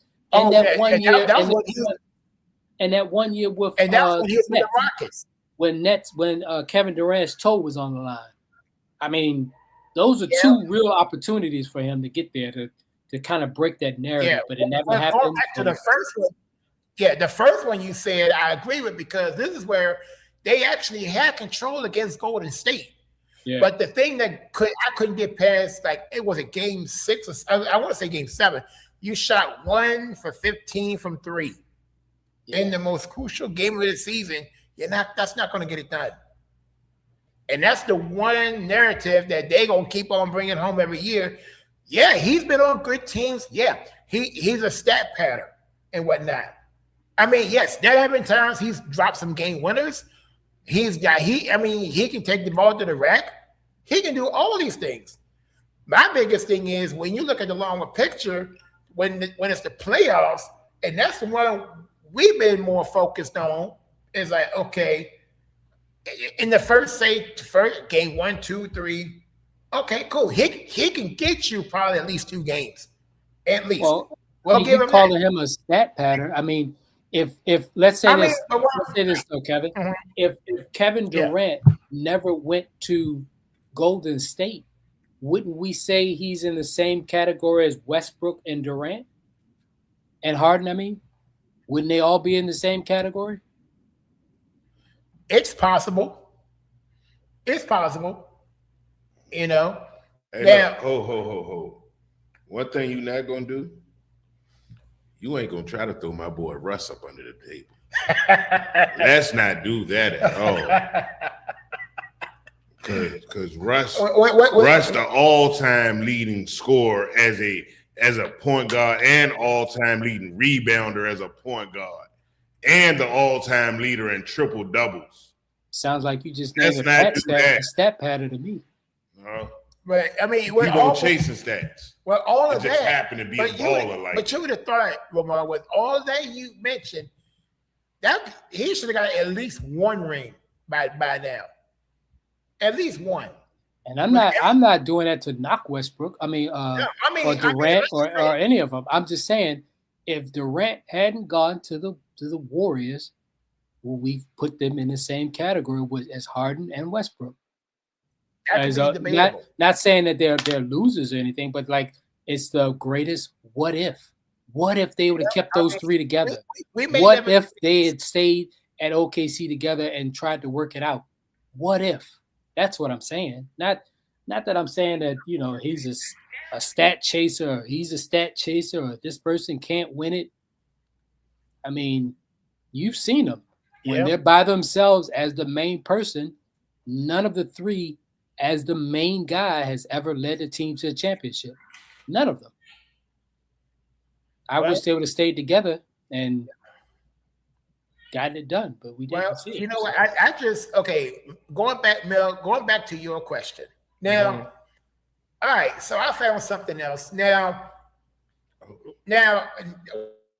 when I was going to tell you about, you know, the Wizards, my answer was going to be the Wizards, but then I just found something else a couple of minutes ago, and this is something that nobody's really mentioned. So the trade that I think was probably we call the dumbest trade. I'll give you a time. One of them is Chicago, because Chicago traded all their assets. I mean, like they had a squad that had actually had some sort of promise, and one of them they got rid of was your boy Lonzo Ball. They had him. They got rid of him. They got rid of him last year, and now he got shipped to Utah from Cleveland, and now he's a free agent again. But look, you got Kobe White. They got rid of him. They gave Kobe away for nothing. Yeah, Zach LaVine. They got rid of him. Alex Caruso got rid of him. DeMar DeRozan. They got rid of him. So basically, their only biggest win was getting their own 2025 first round pick. They got rid of Vucevic too. Yeah, they did. Yeah, so I could say nominee number one would be the Bulls, and then the other one, which I mentioned this before, the LA Slippers. Yeah, they gave away two of their biggest stars. They ruined themselves for the next 5 years. No, they're going into rebuilding mode, I think, and it's pretty obvious when you give up Zubac. And you give up Zubac and James Harden in the same week. At the same time, in the same week. And the bad thing was, Derek, they was on a run. They had the best record since Christmas. And see, okay, that's the head scratcher right there. So I take that back, Romar, what I said about the Wizards, blah, blah, blah. Whatever. Well, before we went on the air. It's the Slippers, because again, you trade away two of your big stars, and you're in the middle of I think it was a 17-4 run since Christmas. Yeah, and you're not getting anything really back. Darius Garland, but Garland, he's injury prone too. He's currently sidelined with a toe injury. So the story was that James Harden went to the Clippers management looking to get an extension or to renegotiate his contract to get some guaranteed money. They said no, and this dude, and this is me going on the bad James Harden now, he sat out purposely the last couple of games for them to trade him right before the deadline. he forced his way out again. And you know, if you don't give him his way, he's going to either do one or two things. He's going to start not playing, or he's going to gain weight. So you gotta make a move. You know, you remember when he gained weight in Brooklyn? Yes, He was I like, did. he was huge. I did. Yeah. But Yeah. here's something, Yeah. and that I want to say about that trade, of going back to Mill's question, which was the worst. I think I agree Yes. with you on the Slippers and the Bulls, but I think potentially this trade that the Wizards did for street clothes could be Marshawn Lattimore backfire-ish. And what I mean by that is they gave up 4 draft picks and players for Anthony Davis. 4 draft picks and players for Anthony Davis, who may, and for what I hear, is unhappy that he got traded to the Wizards. So you have an unmotivated street clothes person that doesn't want to be there. What Ain't gonna play this season. What 4 draft picks? Because they didn't give up they didn't give up their first round pick. They didn't give up nothing for real. They don't lose nothing. I didn't. And that- I never said they gave up their own first draft picks. I said they gave up 4 draft picks. 2, I think 1 belonged to OKC, which was a first round pick, which is going to be low. And they gave up another first round draft pick, and 2 second rounders. I said 4 draft picks, and they gave up like 4 players. For a player that doesn't want to be there, or may not even be healthy enough to play there. Because like I said, get traded. He will not play a game for the Wizards. I don't think so either. But that's my point. And that's my point. Is they gave up a lot of assets for nothing. Like I said, But no, I can't say that either, because I feel like he's going to get traded, which he will get trade assets for. And they don't lose Mill. because if they finish, like I said, if they finish outside of the bottom 8, they keep it. But if they finish within the bottom 8, their first round draft pick belongs to the New York Knicks. Mill, what team do you know is going to give up assets for Anthony Davis? Because last time I checked, Anthony Davis has played since February of 2025, 29 games. I was going to last say, year. 29 games in a calendar year. Nobody's going to give up nothing for him, man. I don't see it. So they'll give up something. May not be a whole lot, but be more than what they had before. Remember, they ain't give up a whole lot for him to begin with. So this is a scenario where something will always be better than nothing. They're going to get something. We'll see. This is why I was saying I think this could fall into the category of worst trade, meaning there's potential for the team. There's potential for the team to do something in the future, and they trade it to kind of speed up that process, similar to what the Commanders did with Marshawn Lattimore, thinking this is going to be the piece to get us over the hump. Didn't work out. So I'm hoping not, but it looks like it has the potential to be that. Yeah. On the flip side of it, I do like what the Warriors did. Oh, get rid of Kuminga? They got rid of Kuminga. They brought in Kristaps. And right now they're targeting Lonzo Ball. But they don't know if he's going to continue his career. They don't even know. Yeah, but it's still a nice roll. Now the ones that did not he's get still traded, worth a flyer though.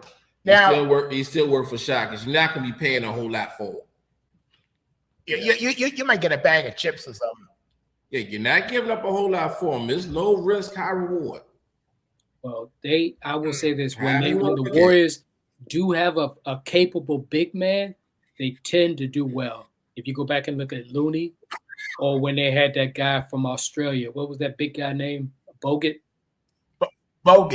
Yeah, when they have big men who are capable, they're pretty formidable on the defensive end. So we'll see. So wait and see. So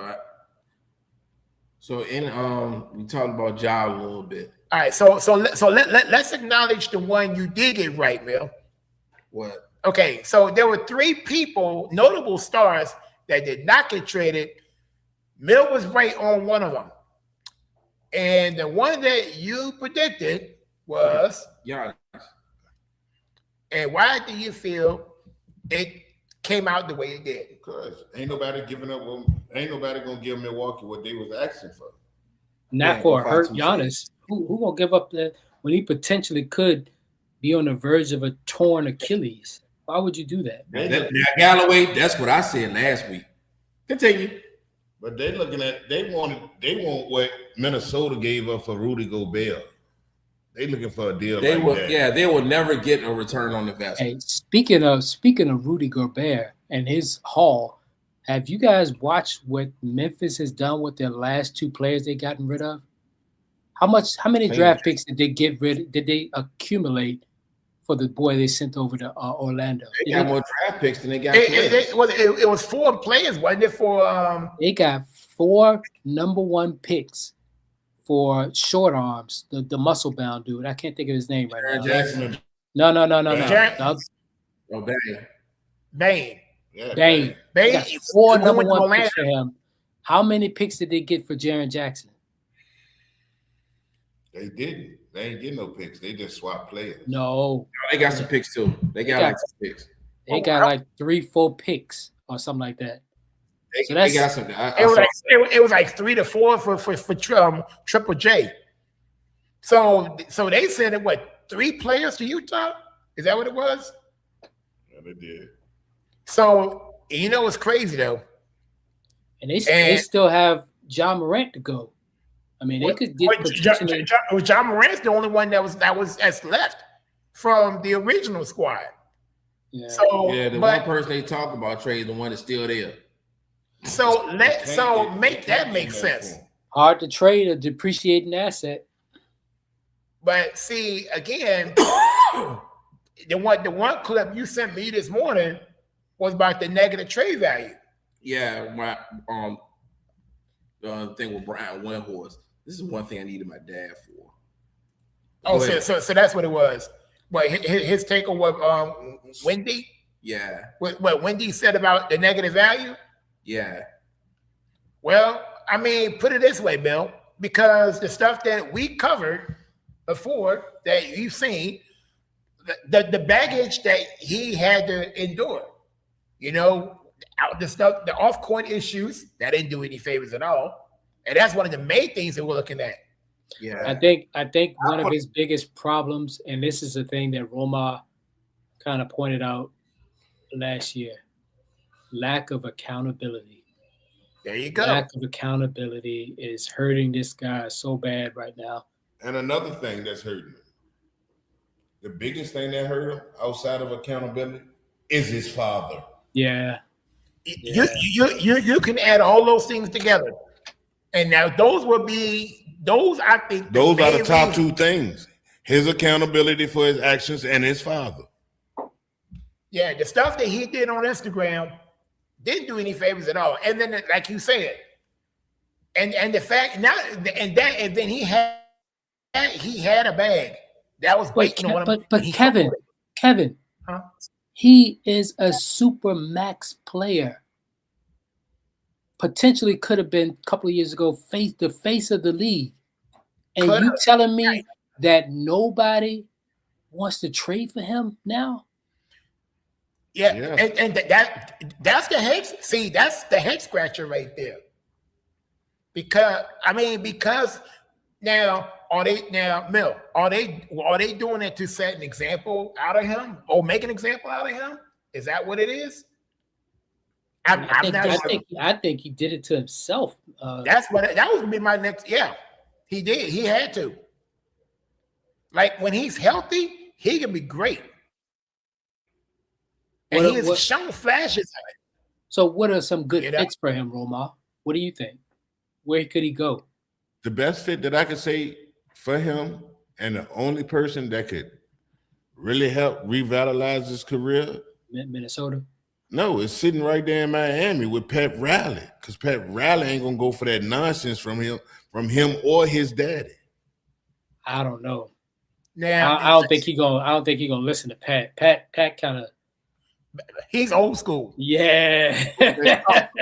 Oh, dude is old school. Yeah. But and notice Miami was one of the only teams that did not make a move at all. During the trade deadline. Yeah, because they're waiting. They're putting their shit back to the table in the offseason. They're gonna try to go after Giannis in the offseason. And we got Mark back on. Thank you, Mark. Thank God. We still talking to the NBA, and give me some of your thoughts about the NBA trade deadline and some of your disappointments. Oh, they got delayed back. Well, with the Giannis situation, I don't think he pressed the issue enough. If he was, I think if he would have pressed the issue enough, that deal would have been made. He's basically making it a luxury for Milwaukee to get more out of this. Unless you don't plan on coming back and playing this year, I don't understand that, because see, that calf injury ends up leading to a lot of times it could be an Achilles, and then he's going to really be screwed. Yep. And that's just my thought on that. The other moves, there wasn't nothing significant to me. Harden wanting to go to Cleveland. Obviously, they tried to put it all on him, but it's amazing because the minute he was gone, it sounded like the Clippers started blowing that whole team apart, Zubats and everything else. So, I mean, if he's looking to try to get a ring, he's 36 years old. I get that. The Knicks got a good pickup in Alvarado from the Pelicans. It was underrated. Very underrated. Yeah. So, I mean, those were some decent moves. Getting Porzingis from Atlanta, I'm just going to put it to you like this. For Jonathan Kuminga, I guess it works out because he gets out of that hellhole he was stuck in with Steve Kerr. From Golden State standpoint, I don't know how many games. Hell, Porzingis only plays 3 games a year, so I don't know how much they figure they'll get out of him. That's what I said. Then, you got the circumstance where Vucevic goes from Chicago, and that kind of surprised me with Chicago because they were on a pretty decent run a year ago. They got rid of Kobe White and their, the starting center, sending one to Boston, sending one to Charlotte. I didn't really understand that. The team that I was surprised with that didn't get anything big was Minnesota. The Lakers end up getting Luke Kennard. I guess that'll help him out. Hell, Gabe Vincent wasn't there for half the time anyway, so it ain't nothing that's going to be missed. They build the trade deadline up, and they build it to being trash. And Mark, I'm glad you said that. I have a question for you. Please continue. I got a question for you. Yeah, I mean, they come with all this hype about the trade deadline. They come with all these different scenarios, and none of it ever happen. It's a guessing game. And so for me, I mean, you look at some of this. Indiana's looking at next year putting a center next to Halliburton, which Zubats is a good center. The Lakers made the mistake of trading 10 years ago. I never understood that move. So you got a lot of, I just believe a lot of hype. There's nobody that's going to change anything. In my opinion, it's going to make a big difference. Maybe Harden. Maybe James Harden. Outside of that, it didn't do nothing great to me. The path of least resistance is in the East, which is where he went. That's what I was saying earlier. But my question I wanted to pose, not only to you, Mark, I'll pose this to Mill, you, Romar, and you, Kevin. Have you guys noticed the power struggle? It's like a secret kind of war in the background between the NBA versus the NFL. Hear me out. Hear my point. Hear my point. Initially, when the NBA wanted to expand their league, they started off with what happened in Barcelona, and you've seen what's happened with that. With a lot of international stars now have infiltrated the league, and now we have global things going on. Now the NFL said, that's interesting. We can make more money. Let's go ahead and start having our games over in Melbourne and South America and London and doing the same thing, right? And the NBA said, okay, we'll do this. Tit for tat, tit for tat. the NFL recently said, you know what? We're going to take over Christmas. And you know how mad the NBA got about that, right? The NBA was pissed that the NFL started taking over Christmas. So you know what the NBA did? I already know what it's going to. Oh. So they're going to have Super Bowl this weekend? Let's take over their week and have trade talks all week long. I know they talked about the Super Bowl. I knew this was coming. But how much was the conversation about this week? Was it about the Super Bowl or was it about the trade deadline? It's really been a tit for tat, if you pay attention to it, of who can take over the headlines and, sort of what's going on in the sports world today. I just wanted to throw that out there and see if you guys knew about this or paid attention to it. You know what's funny? You read my mind on it. And you know what's funny? And you know where I found this one from? One of my favorite shows. What? That's where I got the leak from. PTI. Oh, really? Party Interruption mentioned that yesterday too. But yeah, it's kind of fun because this is why. Notice how the hype wasn't. See, the NBA took page one from the NFL this week because of that. Shout out to the NBA marketing department to make that happen because they figured, like the last 2 years, the NFL tried to take over, put games on Christmas Day where it belongs to the NBA. Yeah. And the NBA had some bangers on Christmas Day. Mm-hmm. They had some must-see matchups.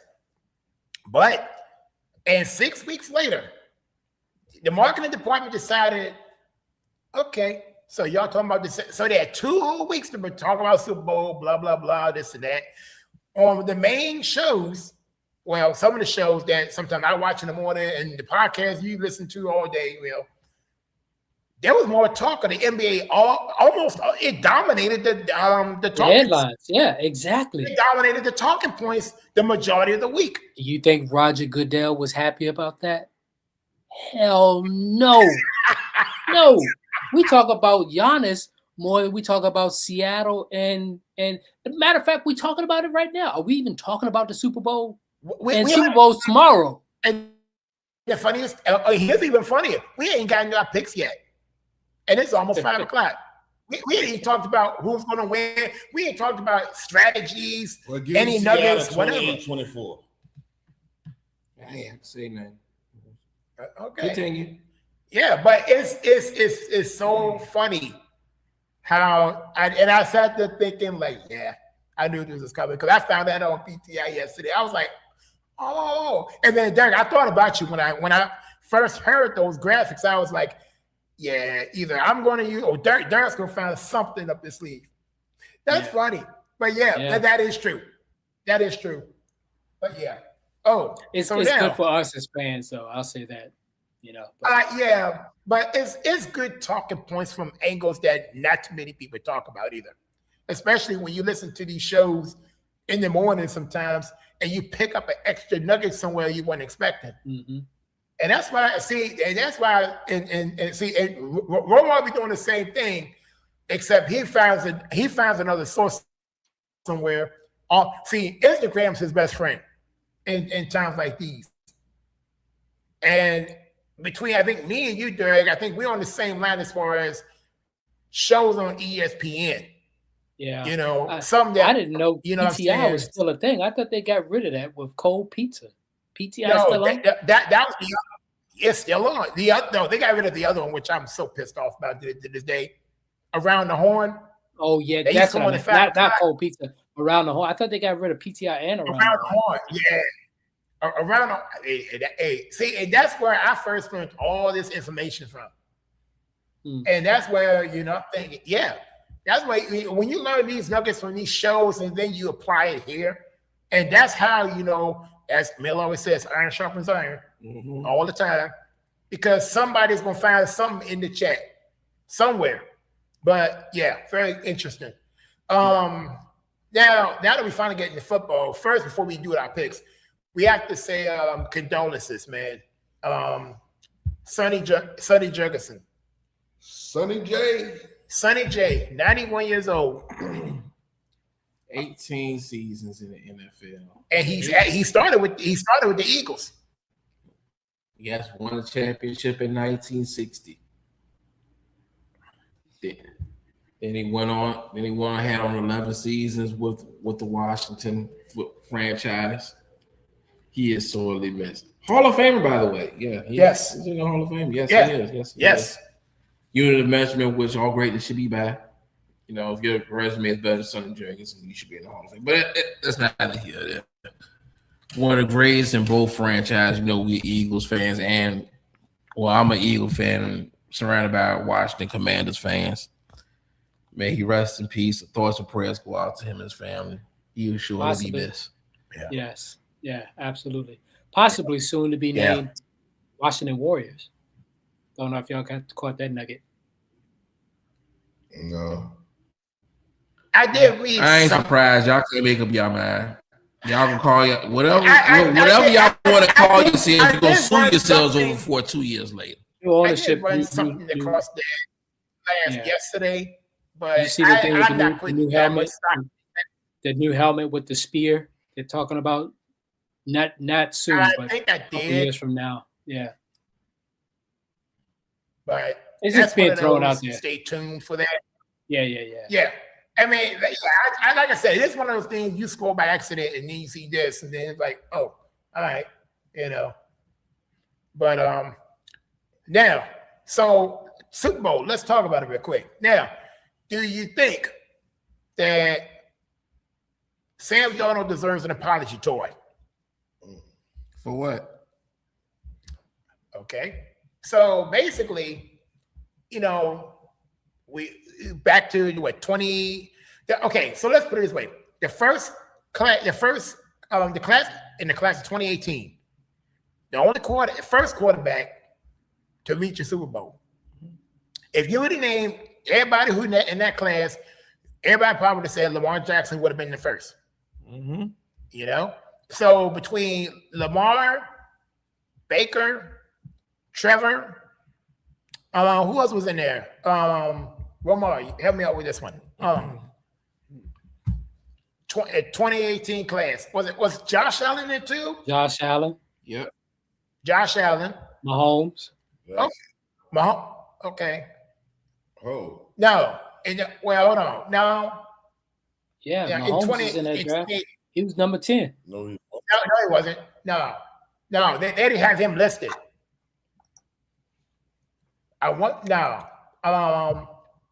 Baker Mayfield, Baker, Lamar, and Sam Trevor. Darnold, There was a couple other ones in Josh there too. Allen. Lamar Jackson. Lamar, No, Josh Rosen. That's what it was. Josh Rosen. Okay. He out of the league. But no, so basically, he's bounced, as we all know, he bounced around several squads. You know, he started with the Jets. He was seeing ghosts. You know, he moved from the Jets to Carolina. Then he moved to San Fran. Then he moved to the Vikings. Like the last 2 seasons have been great. Well, the last 2.5 seasons, because he really wasn't bad at San Francisco. When he had a chance to play, he wasn't bad. Right? So It goes to show you put the right quarterback with the right person to guide him in the right type of system.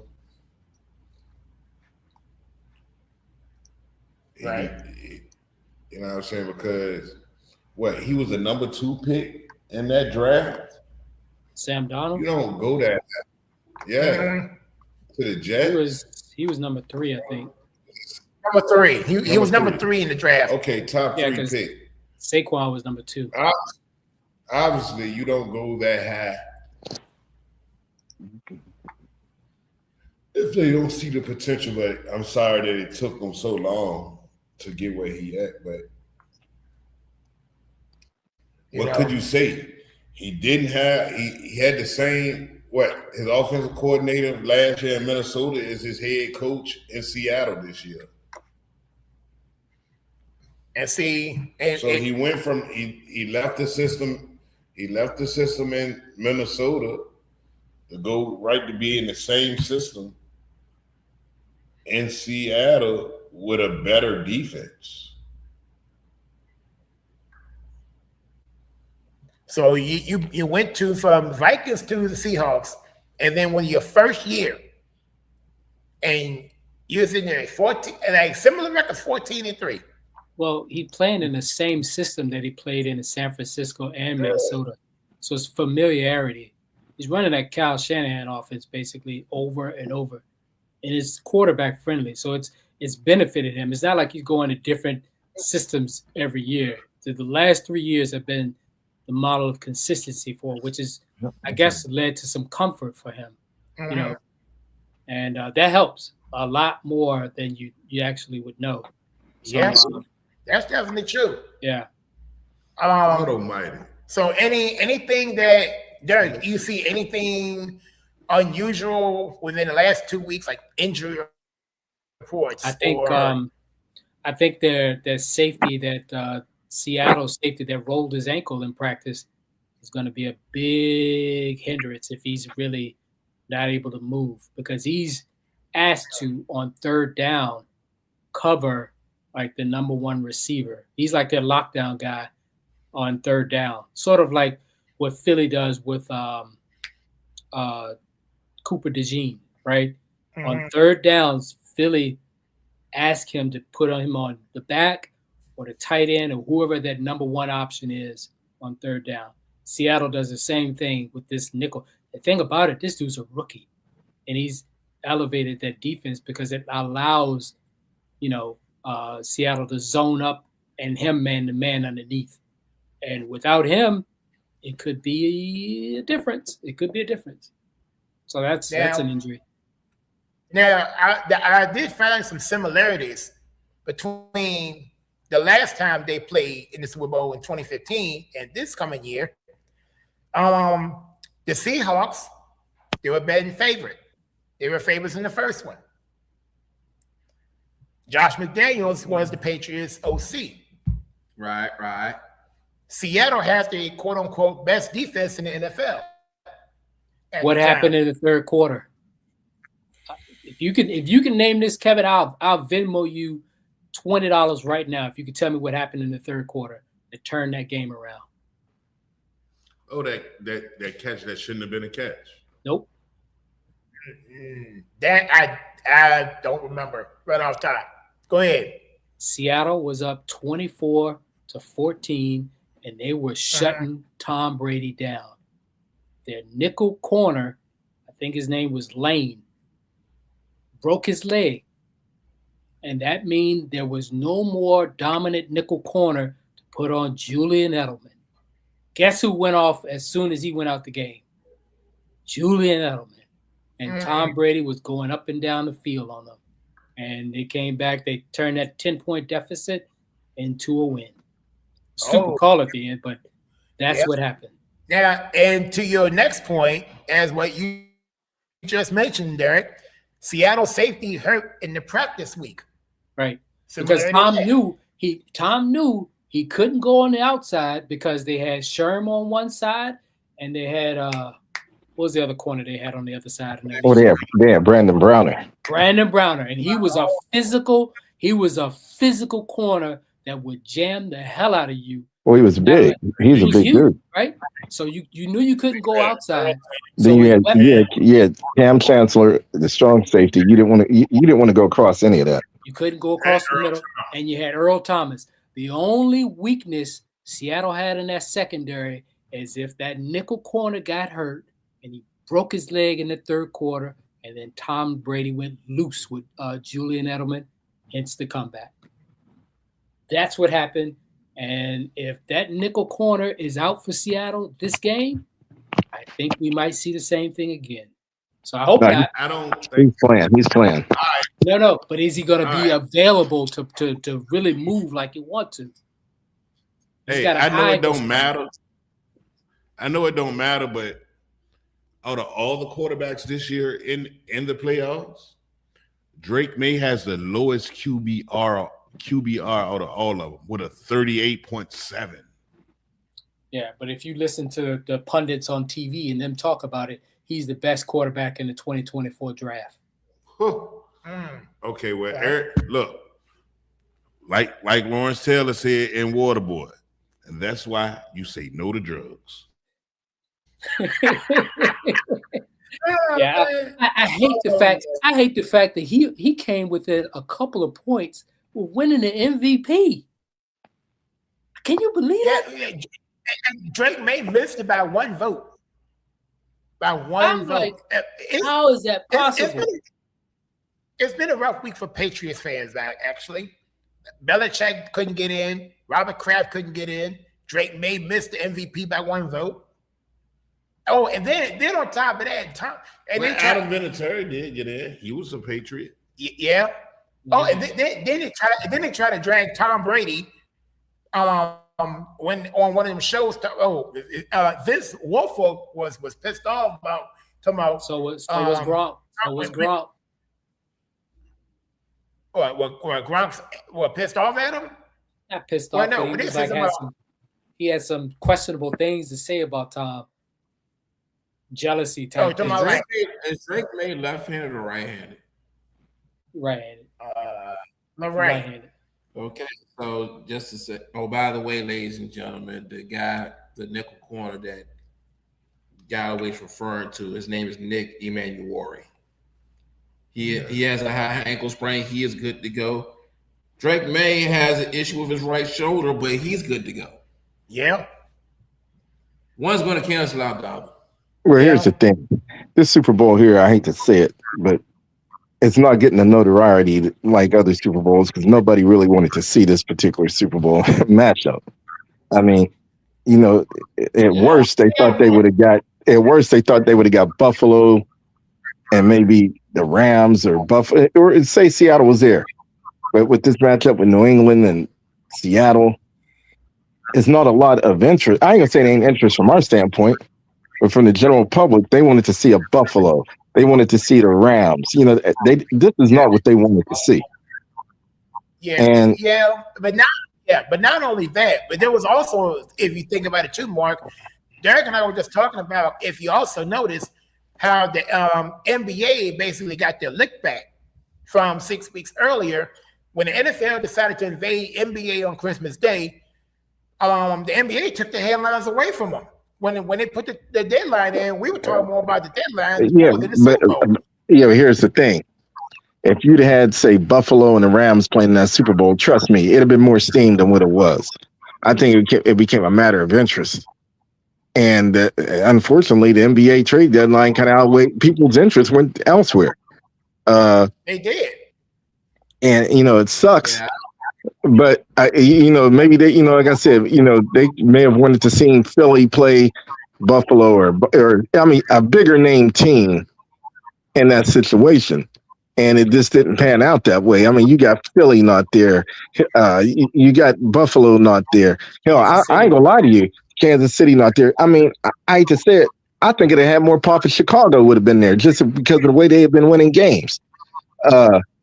This is kind of a dry type of a Super Bowl matchup.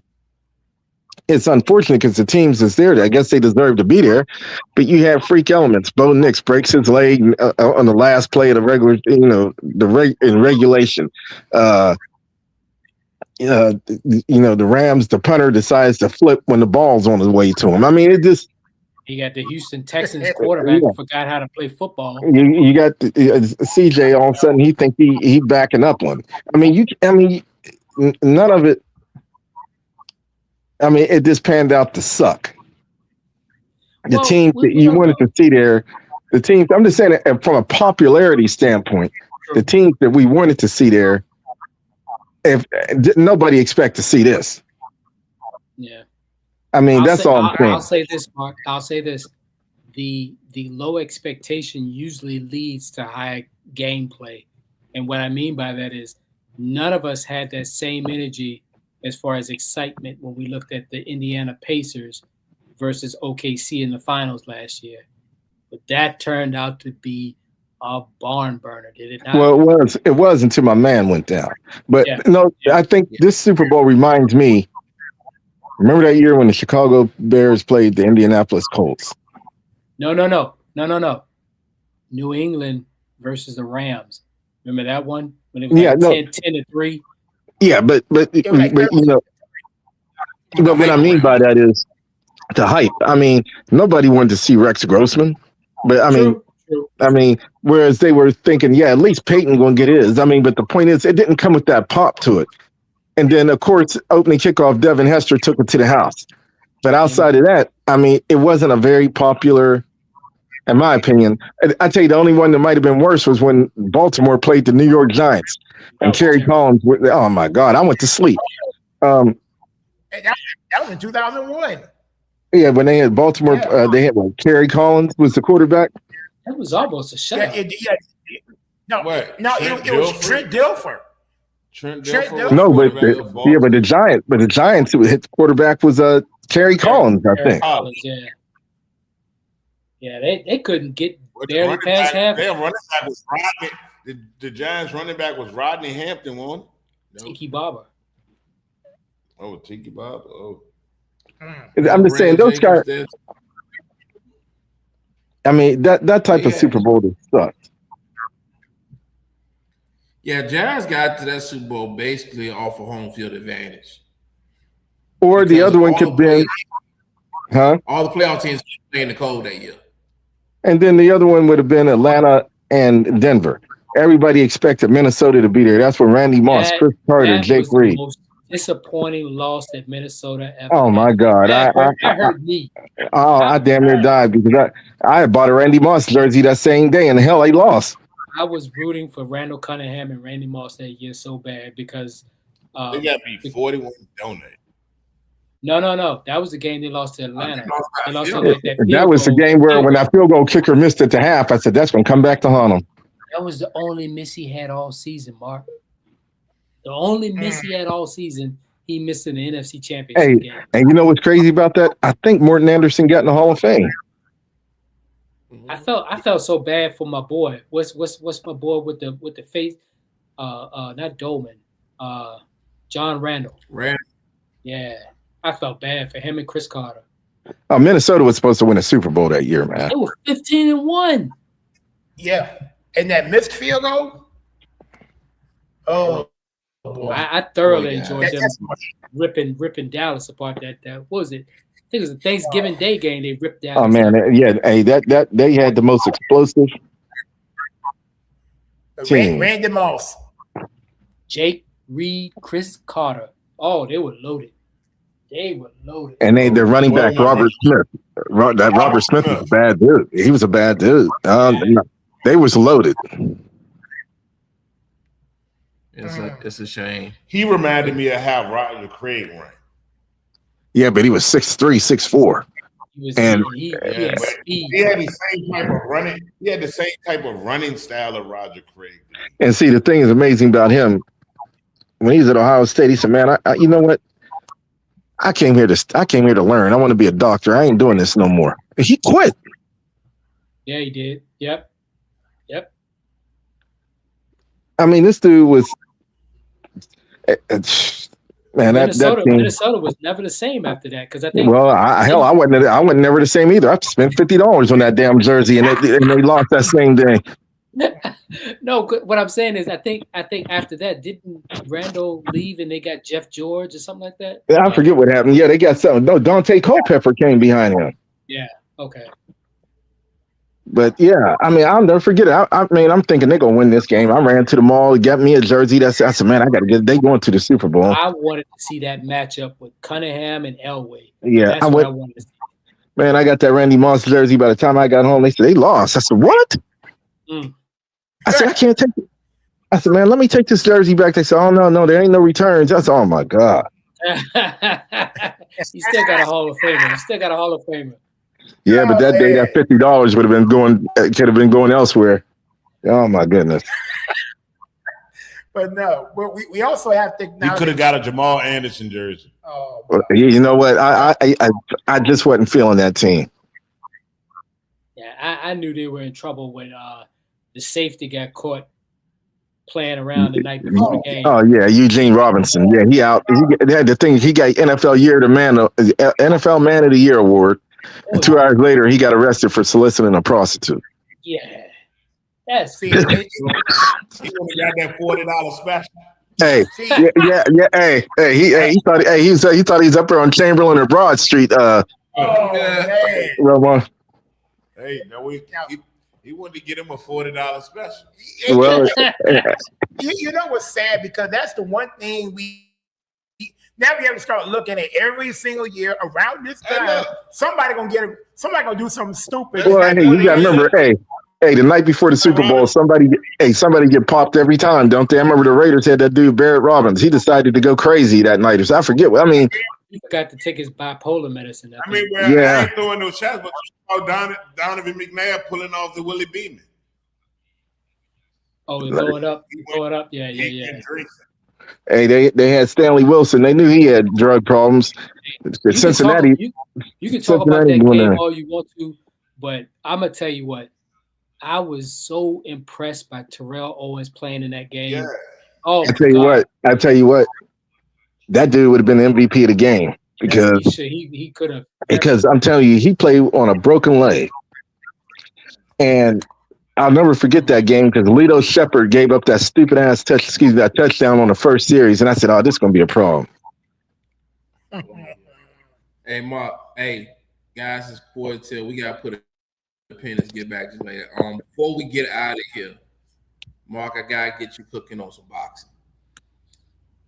And I'm gonna start like this. Shakur Stevenson being stripped of his lightweight title by the BBC. By the WBC. Oh, man. The BBC, huh? BBC, huh? I don't know. Whoa. Pause. Whoa. Wait a minute. Pause. No diddy. Okay, Bill. There you go. Yeah, my bad, y'all. But Mark. Yeah.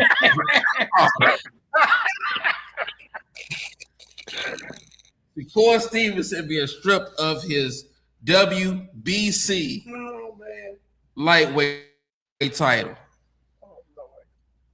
And for what I read, it looks like he was being stripped of it because he didn't pay the sanctioning fees that they require all champions to pay. But I didn't really see them giving them any fights. So please help me out. Well, anytime you fight a title fight, you got to pay the sanctioning bodies, the WBC. And the thing that Shakur said, he said, "Hey, look, I paid them $100,000. So now they want the belt not even up for grabs during that fight anyway."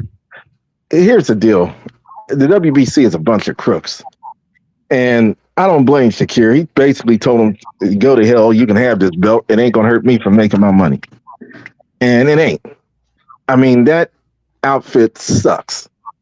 And they always, that's what people don't realize. When these fighters fighting these title fights, WBO, WBA, WBC, IBF, maybe not the Ring Magazine title, but everything else, you got to pay a sanctioning fee. And that comes out of your purse. So when people think a dude is getting a grip of money, trust me, there's a whole lot of hands to get fed before he gets to his.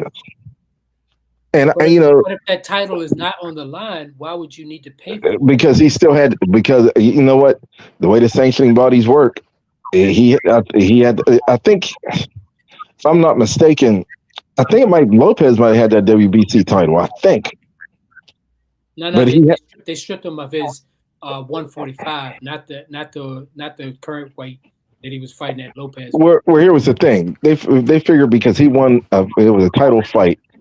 And he was still their champion, that he needed to pay them a sanctioning fee. Basically, he gave him the middle finger and said, "You can have the belt too." I think they went after him because of Crawford. That's what I think. Here's the thing: Crawford didn't pay him either. He said, "You know what? I got a belt at the house. I don't care about this," and I don't blame him. I mean, it's BS. The fight went exactly the way I thought it was going to go. I figured, look. Shakur is a technician. Now, is he gonna knock you out? No, but you ain't gonna be able to get to him regardless because his jab is potent. And Lopez ran around basically his corner abandoned him. It's a shame. He needs to get rid of his dad. His dad, I think his dad's drunk or whatever. Because they said after the fight, his dad went back to the hotel room, trashed the room, all kind of BS. What? So it's like this dude doesn't have any kind of team around him. His dad's thing, well, I told him what to do, and then he abandoned his plan. No, when you're a corner man, you're supposed to sit there and instruct him and make sure he follows out the plan and follow what you instructed him to do. He did, and his father didn't do that. So he basically got left on an island by himself. But with that particular fight, they had no plan for Shakir. Right. And if you ain't got a plan, how are you going? All they were hoping is that he got lucky and landed one. And where's your power? Where's your power? What kind of guidance is that? He had no assist. I mean, what they gave him, it sucked. That was horrible. Then they had another fight in there, Keyshawn Davis, the boy from out of Norfolk. Mm-hmm. And he's now he's saying he want to fight like Devin Haney or somebody because he won his fight, which was cool. I wasn't real impressed with it, to be honest. Then they had another dude named Juju, I forget his last name. He scored a knockout over in his fight, but he got rocked. So I mean, for him to get to talking about he want to take on everybody, you better figure out how not to get hit like that again. But why ain't nobody talking about Big Baby and his? Well, I mean, I'm getting to that one. I'm getting to that one. And then you had the Big Baby Miller fight, and I knew something was weird because it seemed like in the clinch, his hair started looking like how Bobby Brown used to have that slope, that Gumby. I said, man, and then the announcer said, "What is going on with his hair?" And I said, "Damn, is his hair coming off?"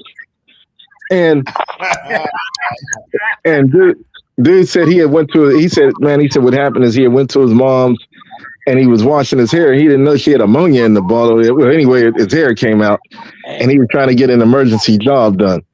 But I give it to you. I give it to him. He was a good sport about it.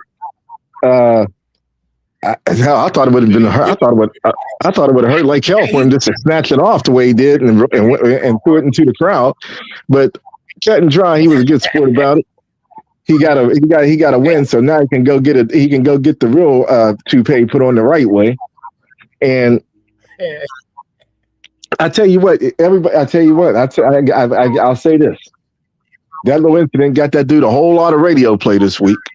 Yeah. He was a guest on a lot of radio shows, and believe it or not, for a dude that had been in trouble with, I don't know if it was PD. Something happened. He took some illegal substance. For his career to try to kind of hit the dark side. He just made himself a fan favorite with what he did. Yeah.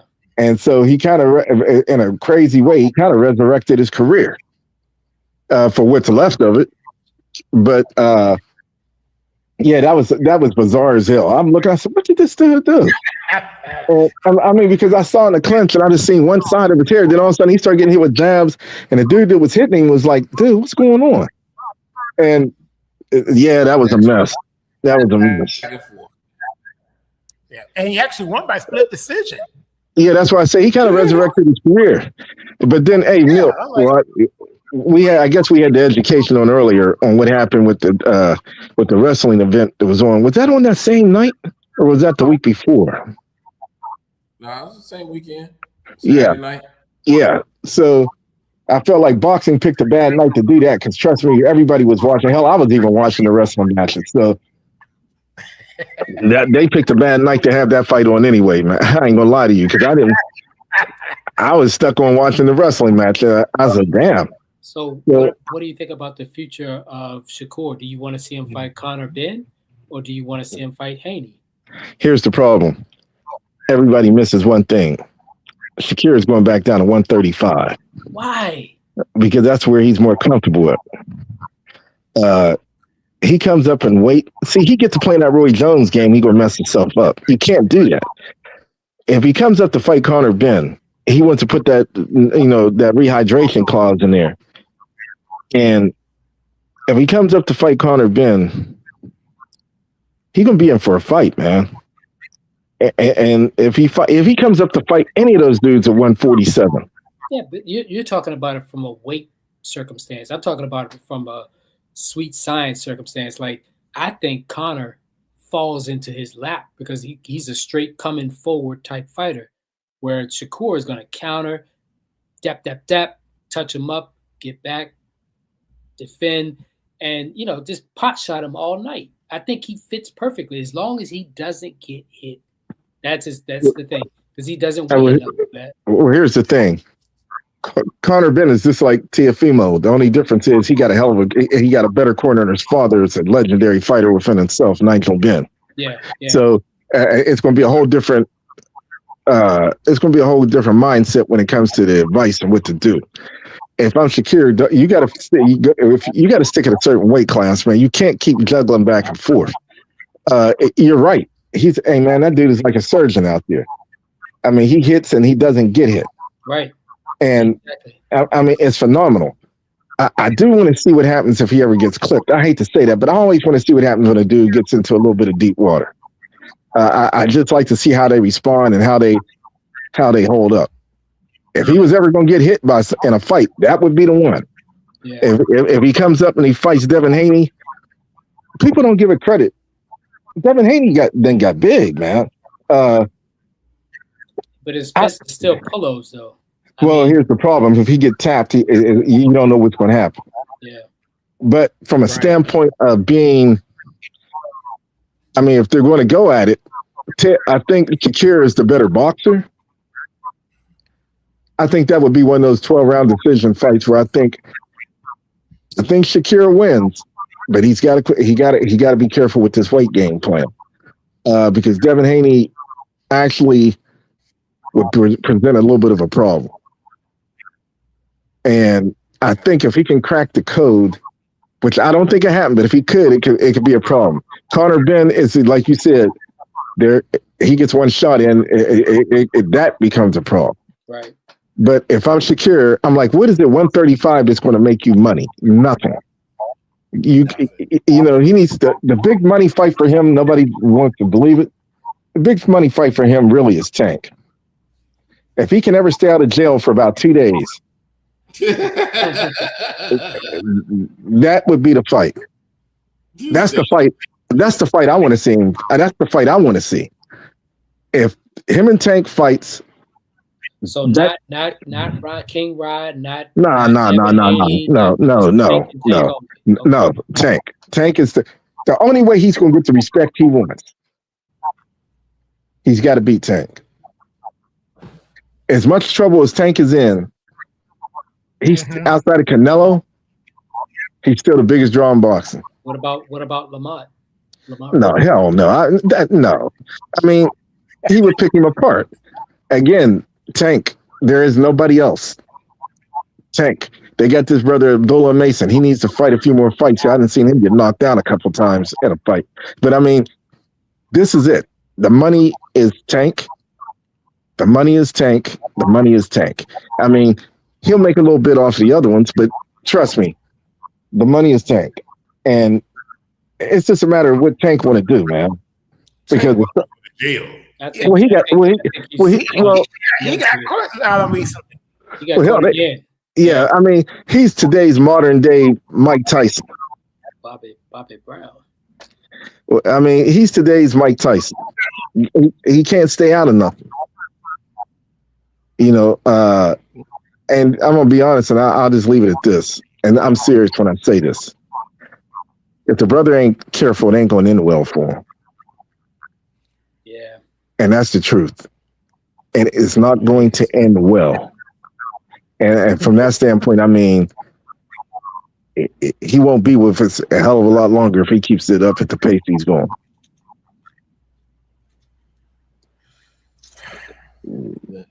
Guys, it's 5:27.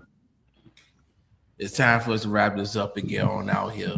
Okay, we can get out. I got Seattle tomorrow, fellas. That's just where I leave it at. I'm with Seattle. I got Seattle game score 28-24. All right, man, who you got? I got Seattle, but I'm gonna say this. I'm a sucker for the hometown hero stories. So in a way, I'm still rooting for guys like Morgan Moses and Travion Henderson. You know, yeah, I'm still rooting for them. So I hope they show out. And if Are they from Virginia? Yeah, they from. Yeah, Morgan Moses went to Meadowbrook, and Travion Henderson went to Hopewell. He went to Hopewell. Mm-hmm.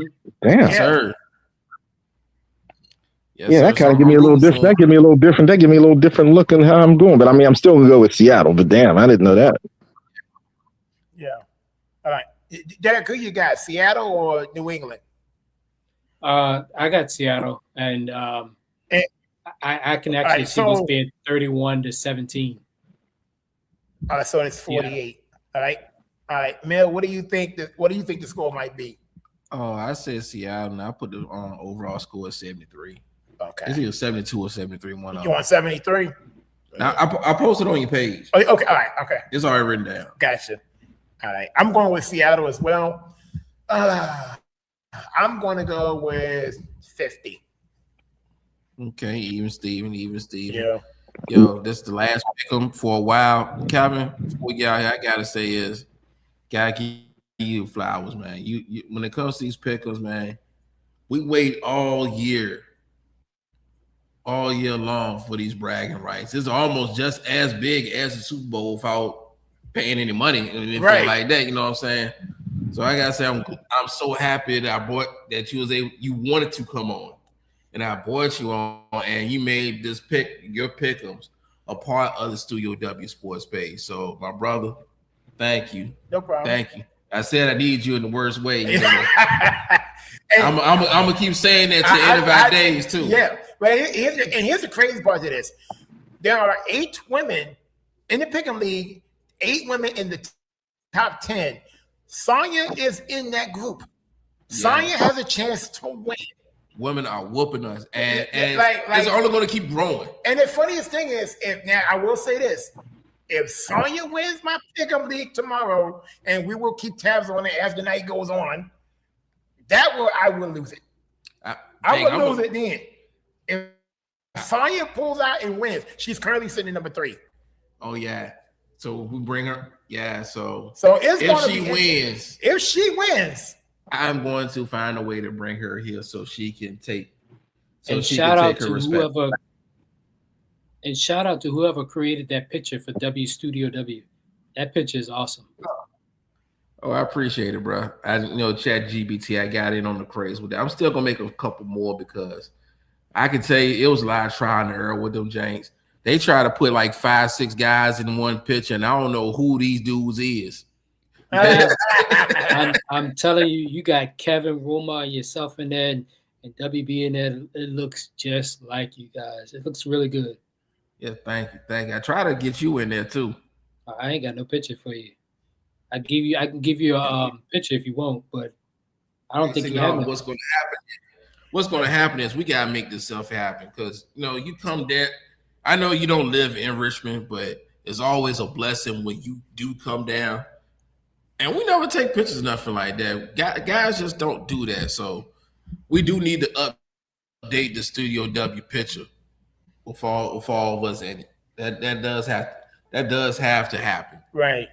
So just remind us next time you come down here, we all get together. We got to remember, we got to take one picture together. We got. Speaking of which, y'all should do one tomorrow at the Super Bowl party. Yeah, not all of us might not be here, but it is going to be a Super Bowl party at the studio. I'll be here. We're going to throw down. We're going to have a good time. And we will be thinking about everybody else having a good time also. Gentlemen, thank y'all for joining us. This has been the Studio W Sports page. And as always, I'll see y'all in church tomorrow. All right.